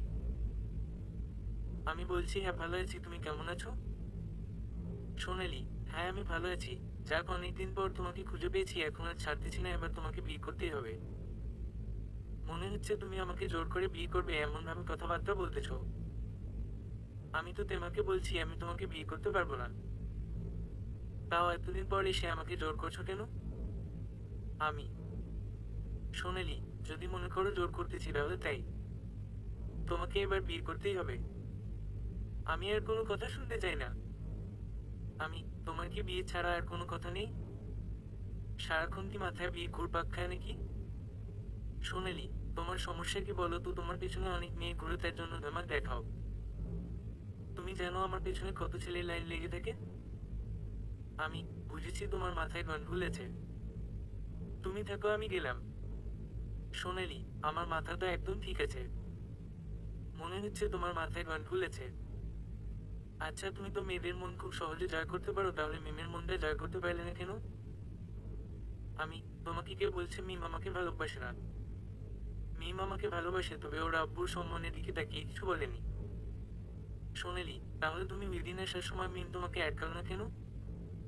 আমি, কারণ মিম জানে আমি কাছে থাকলে ও অন্য কাউকে বিয়ে করতে পারবে না, তাই। সোনালি, তুমি তাহলে উইদিন মিমকে আসার সময় থাপ্পড়টা দিলে কেন? আমি, এখন আবার হঠাৎ এই কথা বলতেছো কেন? সোনালি, হঠাৎ মনে হলো তাই বললাম। এখন এত কিছু বুঝি না, চলো আমার সাথে কাজে অফিসে যাবে, আর কে বিয়ে হবে? তখনই আপু বলে, আপু, সৌরভ এই মেয়েটা কেড়ে কখন ধরে আবোল তাবলু বলে যাচ্ছে? আমি, মিমের মামাতো বোন লাগে, ওর নাম সোনালি, মিমের বাড়িতে পরিচয় হয়েছে। আপু, এই মেয়ে তোমার সাহস দেখে বাঁচি না আমার ভাইকে বিয়ে করতে চাও? তোমার মামাতো বোনের জন্য আমার ভাইটা কত কষ্ট করেছে, আবার তুমি এসেছো নতুন করে কষ্ট দিতে? আমরা এখন সৌরভকে বিয়ে করাবো না, দেখি তুমি কি করতে পারো। সোনালি, বিয়ে করাতে হবে, আর তা না হলে আমি জোর করে করিয়ে দিব। আমি, তুমি কি শুরু করে দিলে বলতো? এখন তুমি যাও, আমি তোমাকে বিয়ে করতে পারবো না। আর তোমাকে বউ হিসেবে মেনে নিতে পারবো না। সোনালি, মানে আমি কেন বিয়ে করতে যাব তোমাকে? আমি, একটু আগেই তো আমাকে বিয়ে করতে চাইছো, এখন আবার না করতেছো? সোনালি, হ্যাঁ বলছে তবে। আমি, তাহলে তুমি এখন না করো কেন? এই আপু চল, ওর মাথায় গান ফুলেছে, আমরা চলে যাই। এই বলে আমি আর আপু চলে আসতেছি। যখনই সিঁড়ি দিয়ে নিচে নামতেছি তখনই দেখি রাসেল উপরে উঠতেছে। আমি ব্যাগটা মুখের সামনে দিয়ে চলে আসতেছি, তখনই একজনের সাথে ধাক্কা খেয়েছি, না তাকিয়ে সরি বলে চলে এসেছি সোজা শোরুমে। আর আপু চলে গেছে ওর বাসায়। হঠাৎ করে আবার মিমের কথা মনে পড়ে গেল। সোনালি ঠিকই বলছে, মিমকে আমি পটাতে পারিনি। এই কথাগুলো ভাবতেছি, তখনই চেয়ে দেখি সোনালি আসতেছে আমাদের শোরুমের দিকে। এই মেয়েটাকে মন চাচ্ছে কানের নিচে দিয়ে বিয়ের ভূতটা মাথা থেকে নামিয়ে দেই। তখনই আমি গিয়ে পেছনে লুকিয়ে পড়ছি, এমনি আব্বু বলে, আব্বু, কিরে সামনে কাস্টমার আর তুই পেছনে লুকিয়ে আছিস কেন? আমি, কাস্টমার দেখে কি হয়েছে, তুমি কথা বলো, আমার পেট ব্যথা করতেছে। আব্বু, দেখছিস না আমি একজনের সাথে কথা বলতেছি? তাড়াতাড়ি করে সামনে এসে কথা বল। আমি, হ্যাঁ আসতেছি বলে মাথাটা নিচের দিকে তাকিয়ে এসেছি সামনে, তারপর বলতেছি, এই তোমার সমস্যা কি? আমার পিছু নিয়েছো কেন? কানের নিচে দুই একটা পড়লে গিয়ে বুঝবে কত দানে কত চল। তখনই আমার গালে ঠাস করে পড়েছে একটা থাপ্পড়, দেখি একটা লম্বা মহিলা। তুই কি দিবি রে? আমি নিজেই তোকে দিয়ে দিয়েছি। আমার মেয়ের সাথে টাঙ্কি মারতে চাস? আজকের পর যদি আমার মেয়ের দিকে তাকাস তাহলে খবর করে ছেড়ে দিব। আমি হলাম একজন মহিলা সমিতির সভাপতি। আরো কিছু বলে চলে গেল। তখনই, আব্বু, যাক একদম ঠিক কাজ করেছে, শুধু মেয়ে দেখলে লাইন মারতে চাস, এটার জন্য তুই নিজেই দায়। আমি, আচ্ছা আমি এখনই আম্মুকে বলে দেবে ফোন করে তুমি আমাকে অন্য মহিলা দিয়ে মার খাইছো। আব্বু, এই আমি কখন তোকে মার খাইয়েছি? আমি, আমি তো ওইখানে লুকিয়েছিলাম, তখনই তুমি আমাকে ডেকে এনে থাপ্পড়টা খাইয়েছো। তখনই দেখি আবার ওই মহিলাটা আসতেছে, সাথে একটা সুন্দর দেখতে মেয়ে আছে। আমি সোজা শোরুমের একদম পেছনে গিয়ে লুকিয়ে পড়েছি। তখনই মহিলাটা এসে আব্বুর কাছে ক্ষমা চাইতেছে, বলতেছে, ভুলে আমি আপনার কর্মচারীর গায়ে হাত উঠিয়ে ফেলছি, আমাকে ক্ষমা করে দিন। আব্বু, ঠিক আছে, আর এইটা আমার ছেলে, কর্মচারী নই। তখনই আমি বের হয়ে এসেছি সামনে, তারপর উনি আমার কাছে ক্ষমা চেয়ে বলতেছে, বাবা আমার ভুল হয়ে গেছে। আমি, ভুল হয়ে গেছে মানে? না জানি শুনে একজনের গায়ে হাত উঠিয়ে দিবেন? এখন আমি আপনার নামে মানহানির মামলা করব। মহিলা, দেখ বাবা, যেটা হয়ে গেছে সেটা নিয়ে ঝামেলা করার কি দরকার? আমার মেয়ে ঠিক করে বলতে পারেনি, তাই ভুলে তোমার সাথে ঝগড়াটা হয়ে গেছে। আর আমি তো তোমার মায়ের মতো, তাই না? এই নাও আমার বাসার ঠিকানা, যদি সময় পাও তাহলে এসো একদিন। আমি, আচ্ছা ঠিক আছে মায়ের মতো বলে ছেড়ে দিলাম। আচ্ছা আন্টি একটা কথা বলবো?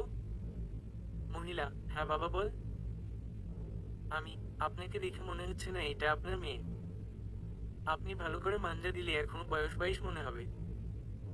তারপর আরো কিছু পামটাম দিয়ে ভাব লাগিয়ে নিলাম, এরপর ওনারা চলে গেল। আব্বু, তোর জন্য আমার ব্যবসা লাঠে উঠবে।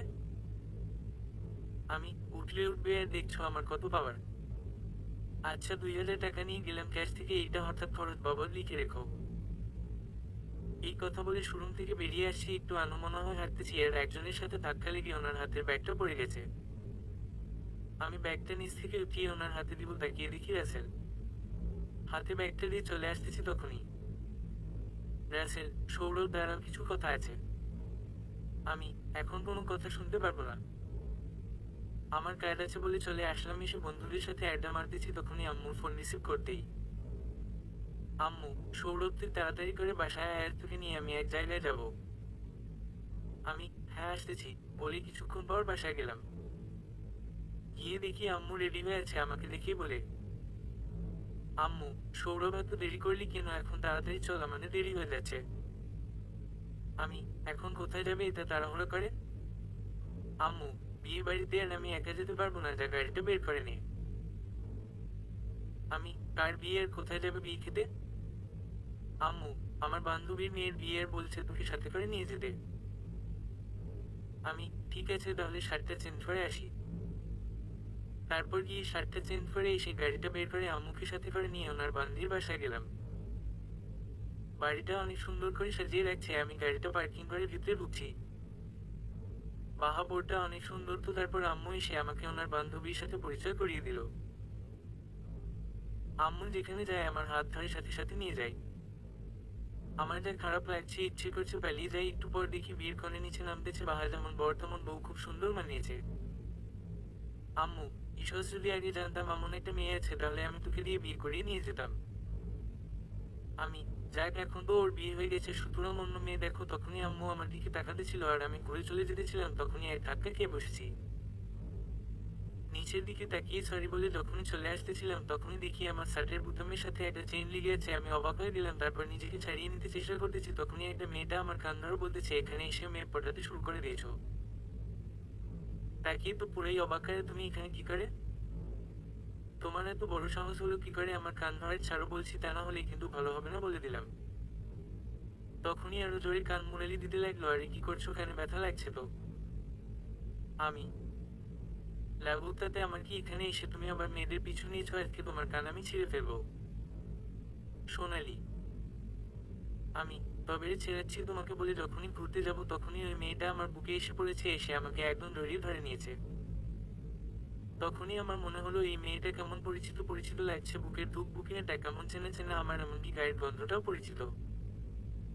তাই তাড়াতাড়ি করে তাকিয়ে দেখি এটা আর কেউ নয়, এটা তো মিম। আর তখনই নিজেকে এক ঝটকায় ছাড়িয়ে নিয়েছি।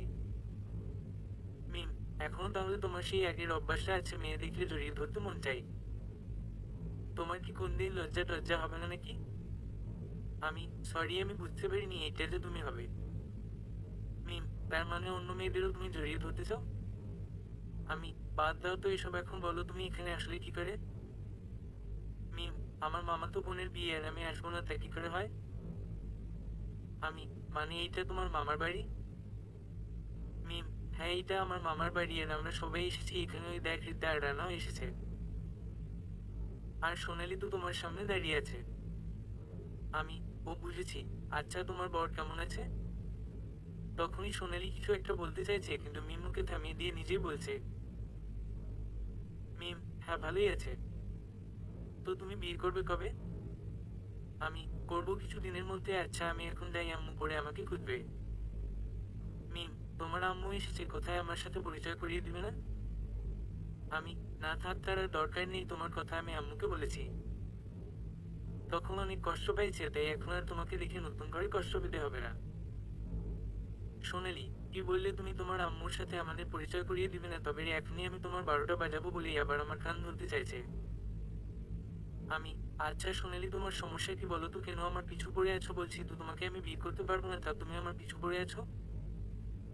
মিম, এই সোনালি তোমাকে বিয়ে করতে চাই, কি রে সোনালি তোর?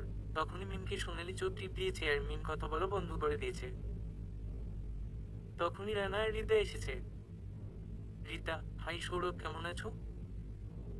আমি ভালো আছি, তুমি কেমন আছো? আর রান, তুমি কেমন আছো? রানা, আমি ভালো আছি আর আপনাকে অনেক ধন্যবাদ। আমি ঠিক আছে, ধন্যবাদ দিতে হবে না। আচ্ছা মিম, তোমার বড় রাসেলকে দেখতেছি না কেন? রিতা, এই মিমাপুর বড় আর মিমাপুর বিয়ে হয়েছে। তখনই রিতাকে সোনালি মুখ চেপে ধরে নিয়ে চলে গেছে। আমি কি হলো? সোনালি রিতার মুখ চেপে ধরলো কেন? মিম, আসলে রিতা একটু বেশি কথা বলে তাই। ঠিক আছে চলো, তোমাকে আমি এখন আম্মুর কাছে নিয়ে যাই। আমি মামুনি এসেছে, তাহলে তো তোমার আব্বু এসেছে তাই না? মিম, সবাই এসেছে, আব্বু আসছে, তবে এখন বাড়িতে নেই, একটু মামার সাথে কোথায় গেছে দেখলাম। আমি পরে এসে মামুনির সাথে দেখা করব। এখন আমি যাই, বলে সোজা চলে আসলাম বাড়িটার কাছে। আমি আসার সময় দেখলাম মিম আমাকে কিছু বলতে চাইছে, কিন্তু বলতে সাহস হয়নি মনে হয়। তারপর আম্মুকে একটা ফোন করে বলে দিয়েছি আমি গাড়ির কাছে বাইরে দাঁড়িয়ে আছি। আম্মু, তুই একটু বাড়ির ভিতরে আয় তো, বাবা এখানে একটু ঝামেলা হচ্ছে বলে ফোনটা কেটে দিয়েছে। আমি হ্যালো আম্মু আম্মু বলতেছি, তার আগেই তো ফোন কেটে দিয়েছে। তাড়াতাড়ি করে বাড়ির ভিতরে ঢুকে দেখি আম্মু মিমের পরিবারের সবার সাথে বসে হাসাহাসি করতেছে, আমাকে দেখেই আম্মু বলে, আম্মু, ওই তো আমার ছেলে সৌরভ আর সৌরভ, ওনারা হচ্ছে তোর আন্টি। রাতেও আমাকে দেখে আঙ্কেল সহ সবাই অবাক হয়ে তাকিয়ে আছে। আমি ভয়ে ভয়ে ওদের সামনে গেছি। আমি আমি সালাম দিয়ে আসসালামু আলাইকুম ওনাদের কাছে গেলাম। আম্মু, আমি ওর কথা বলছি, যদি আপনারা কোন আপত্তি না করেন তাহলে আজকেই আপনাদের মেয়ের সাথে আমার ছেলের আংটি বদল করিয়ে দিতে পারি। আমি আম্মু, তুমি কি বলছো? আমার সাথে কার বিয়ের কথা বলছো? আম্মু, ওনাদের মেয়ের কথা। আমি তার আগে তোমার সাথে আমারও কিছু কথা আছে। আম্মু, বুঝতে পারছি তুই কি বলতে চাস। আচ্ছা, আমি ওদেরকে বলে দেয়। আমি তুমি না শুনে বুঝলে কি করে? আম্মু, এইটা পরে বলছি। তখনই আঙ্কেল বলে, আঙ্কেল, আমাদের কোনো আপত্তি নেই, তবে আমি চাই বিয়েটা আজকে হয়ে যাক, যেহেতু কাজী এর মৌলভী সাহেবেরা সবাই আছে। আমি আমার আপত্তি আছে, আমি এই বিয়েটা করতে পারবো না। আম্মু, তুমি কি বলো তো, আমি তোমাকে কি বলতে চাচ্ছি, এইটাই সেই মিমের পরিবার আর তুমি আমার বিয়ে এই পরিবারের সাথে দিতে চাচ্ছ, যে পরিবারের মেয়েটাকে আমি পাগলের মতো ভালোবেসেছি। এখন যদি মিমের পরিবারের মেয়ের সাথে আমার বিয়ে দাও তাহলে আমি কিন্তু সোজা বাড়ি ছেড়ে চলে যাব। আম্মু, তাতে কি হয়েছে? মিমের পরিবার তো ভালো। আর তুই তো মিমকে বিয়ে করবি না করবি মিমের বোনকে, তাই না? আমি তুমি যা খুশি করো, আমি চলে গেলাম। তখনই আম্মু এসে আমার হাত ধরে বলে, আম্মু, আমি ওনাদের কথা দিয়েছি আর আমি তোর কাছে এইটুকু চাইতে পারি না। আমি কিছুক্ষণ চুপ থেকে বলছি, ঠিক আছে তুমি যেহেতু চাইছো আমি এই বিয়েটা করব। তখনই আম্মু অনেক খুশি হয়েছে। আম্মু, একবার মেয়েটা দেখে আয়সাদের উপরে আছে। আমি তার আর দরকার নেই, এই মেয়ে আমার দেখা। সোনালির বাচ্চা, তোমাকে আজ রাতে আমি 12টা বাজাবো, আমার মাকে পটিয়ে আমাকে বিয়ে করতে চাচ্ছ, রাতে তুমি মজা বুঝবে। মনে মনে কথাগুলো ভাবছি। আম্মু, আরে হ্যাঁ, তুই তো মেয়েটাকে আগে থেকে চিনিস। আমি হ্যাঁ, চলো যা করবে তাড়াতাড়ি করবে। তারপর আম্মু আব্বু আর আব্বুকে ফোন করে বলছে আসতে, তারা মনে হয় আগেই সবকিছু জানে, একদম রেডি হয়ে এসেছে। এরপর আমার বিয়েটা পড়িয়ে দিল, একটু পর বউ সাজে একজনকে নিয়ে আসতেছে। কিন্তু বড় একটা ঘুমটার কারণে চেহারা দেখা যাচ্ছে না, কিন্তু মিমকে কোথাও দেখতেছি না। যখনই আমার হাতে বউটার হাতটা দিয়েছে তখনই কেমন জানি একটা অনুভূতি হচ্ছে মনের মাঝে। তখনই আঙ্কেল বলতেছে, আঙ্কেল, সৌরভ তোমার সাথে আমি অনেক খারাপ ব্যবহার করেছি, তুমি বাবা মনে কিছু করি না। আমি কন্যাদান তো সোনালির আব্বু করবে, কিন্তু আপনি করেছেন কেন? তখনই সোনালি আড়াল থেকে বেরিয়ে বলে, সোনালি, আমি কেন তোমাকে বিয়ে করব? আমার তো বড় রাসেল আছে। আমি তাহলে এই মেয়েকে আম্মু ওরে চিটিং করে আমার বউ চেঞ্জ করে দিয়েছে বলে? আমি ঘুমটা উঠিয়ে তো পুরোই অবাকের। মিম, তুমি, তোমার না বিয়ে হয়ে গেছে? মিম, কি তুমি আমাকে বিয়ে করতে চাচ্ছিলে না? তুমি সোনালিকে বিয়ে করতে চাইছো? তবে আব্বু, আমি ওর সাথে যাবো না, ওর জন্য আমি এতদিন অপেক্ষা করেছি। আর রাজকে বলে ওর সোনালিকে বিয়ে করতে চাইছে, এই কথা বলে মিম সোজা চলে গেছে। আমি আঙ্কেল, আমি তো কিছু বুঝতেছি না। আঙ্কেল, তাহলে শুন, আমি তোমাকে সবটা বিষয় খুলে বলতেছি। তুমি যেই দিন বাড়ি ছেড়ে চলে এসেছো সেই দিন মিম আমার কাছে গিয়ে বলে সে তোমাকে অনেকটা ভালোবাসে আর তোমাকে মিম তার জীবনে চাই। তারপর রাসেলও বর্ষে যে আমাদের বাড়িতে হাজির হয়েছে। এরপর আমি অনেক চিন্তা করে সোনালীকে বলি রাসেলকে বিয়ে করে নিতে, আর রাসেলও আমার কথা মেনে নেই। এরপর আমি মিমকে সাথে করে বাস স্ট্যান্ড দিয়েছিলাম তোমাকে নিয়ে যেতে, কিন্তু তুমি ঢাকা চলে এসেছো। তারপর আমি মিমকে নিয়ে ঢাকা আসি, সাথে সোনালি আর রাসেল। তোমার বাড়ির ঠিকানা খুঁজতে লাগলাম, কিন্তু কোথাও পাচ্ছি না। আর তোমার মোবাইল নাম্বারটা বন্ধ বলে একসময় মনে হচ্ছিল তোমাকে আমরা আর খুঁজে পাবো না। কিন্তু গতকাল রিতা ঢাকা এসে তোমার মানি ব্যাগটা দিয়ে মিমের রুম থেকে নাকি পেয়েছে, আর তোমার মানি ব্যাগে তোমার বাড়ির ঠিকানা লেখা ছিল। তারপর মিম পাগলের মতো তোমার বাড়িতে যাই, সাথে আমি রাসেলের সোনালি। কিন্তু বাড়িতে গিয়ে তোমাকে পেলাম না, পেলাম তোমার আম্মুকে। তারপর মিম তোমার আম্মুকে সবকিছু বলে, আর আজকে এই সব কিছু তৈরি করেছে তোমার আম্মু। আমি, আম্মু তুমি আগে জানতে তাহলে আমাকে বলনি কেন মিম কত কষ্ট পাইছে এখন আমার জন্য? আম্মু, সোনালি বলছে একটু দুষ্টুমি করবে তোর সাথে, তাই আমাকে বলতে মনে করেছে। আমি, সোনালি তাহলে তুমি বিদিন মিমের সাথে বিয়ের কথা বলছিলে? সোনালি, হ্যাঁ, কিন্তু তুমি মনে করেছো আমি তোমাকে বিয়ে করতে যাচ্ছি? আমি এখন অনেক সুখে আছি রাসেলকে নিয়ে। আমি, থাকো, তবে আমরাই বেশি সুখী হবে দেখো। আচ্ছা, এখন আমি আমার বউটার কাছে যাই। তাড়াতাড়ি করে মিমের কাছে গেলাম, গিয়ে দেখি মিম খাটের উপর শুয়ে কান্না করতেছে। কাছে গিয়ে সোজা গালে কিস করে দিলাম, তখনই আমার গলা টিপে ধরে বলে, মিম, এই তুই কে রে, আমাকে কিস করেছিস? আমি, তোমার বর। মিম, আমি তোকে বর হিসেবে মানি না। আমি, গলাটা ছাড়ো, তা না হলে মরে যাবো তো। তখনই মিম গলাটা ছেড়ে আমার মুখে হাত দিয়ে বলে, মিম, এই তুই মরার কথা বললি কেন রে, আমি তোকে মরতে দিলে তো। তারপর মিমের হাতটা মুখ থেকে সরিয়ে বলি, আমি, তুমি তো আমার গলা টিপে ধরছো তাই বলছি। আর তুমি তুই করে বলছো কেন? মিম, এই সরি আর বলবে না সাহেব। আমি, মিম, তোমার তিলটাই একটু কিস করতে ইচ্ছে করতেছে। মিম, তিলের বাহানা করে ঠোঁটে কিস করতে চাও বুঝেছি, তা এখন হবে না। আগে আমাকে নিয়ে ঘুরতে হবে। আমি, এখন আবার কোথায় ঘুরতে যাবে? মিম, চলো আমরা আজকে রাতটা ছাদে কাটাবো। আমি, তাহলে আমাদের বাড়িতে চলো, কারণ আমাদের বাড়ির ছাদটা অনেক সুন্দর। মিম, বুঝতে পারছি তুমি আমাকে পাম দিয়ে নিতে চাইতেছো তোমাদের বাড়িতে। আমি, তবে দেওয়াচ্ছি তোমার পামটাম বলে মিমকে কোলে তুলে নিয়ে নিলাম। তারপর সিঁড়ি দিয়ে নামতেছি, সবাই আমার দিকে তাকিয়ে আছে, আর মিম লজ্জায় মুখটা আমার বুকের মাঝে লুকিয়ে রাখছে। আর সবাই হাসাহাসি করতেছে আমাদের দুজনের দুষ্টুমি দেখে। তারপর আব্বু আম্মু আর আব্বুকে সাথে করে সোজা আমাদের বাসায় চলে এসেছি। যখনই রুমে ঢুকতে যাবো মিমকে নিয়ে, তখনই আব্বু বলে, আপু, সৌরভ রুমে যাবি না এখন, তোরা দুজন একটু ছাদের উপর থেকে ঘুরে আয়। আমি, ঠিক আছে। তারপর মিমকে সাথে করে ছাদের উপরে গেলাম। গিয়ে মিম আর আমি পাশাপাশি বসে আছি, মিম আমার কোলে মাথা রেখে শুয়ে আছে। আর আমি ওর মাথায় হাত বুলিয়ে দিতেছি, তখনই দেখি মিম চোখগুলো বন্ধ করে নিয়েছে। আর ঠিক ওই সময় আমি ওর দিলে কিস করতে যাইতেছি, তখনই, আপু, সৌরভ তোরা রুমে আয়, রুমের কাজ শেষ। আমি, হ্যাঁ আসতেছি বলে মিমকে ডাক দিতেছি, কিন্তু মিম উঠতেছে না।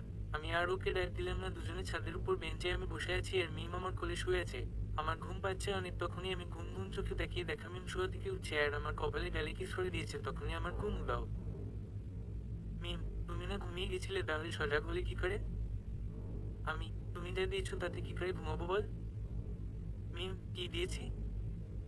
আমি, কি দিয়েছে একটু অপেক্ষা করো, তোমাকে দেখাচ্ছি বলে মিমকে কোলে নিয়ে নিলাম। তারপর রুমে এসে দেখি রুমটা ফুল দিয়ে আপু সাজিয়ে গেছে। মিম, বাহার রুমটা তো অনেক সুন্দর, যাক তার জন্য তোমাকে গিফট দিতে চাই।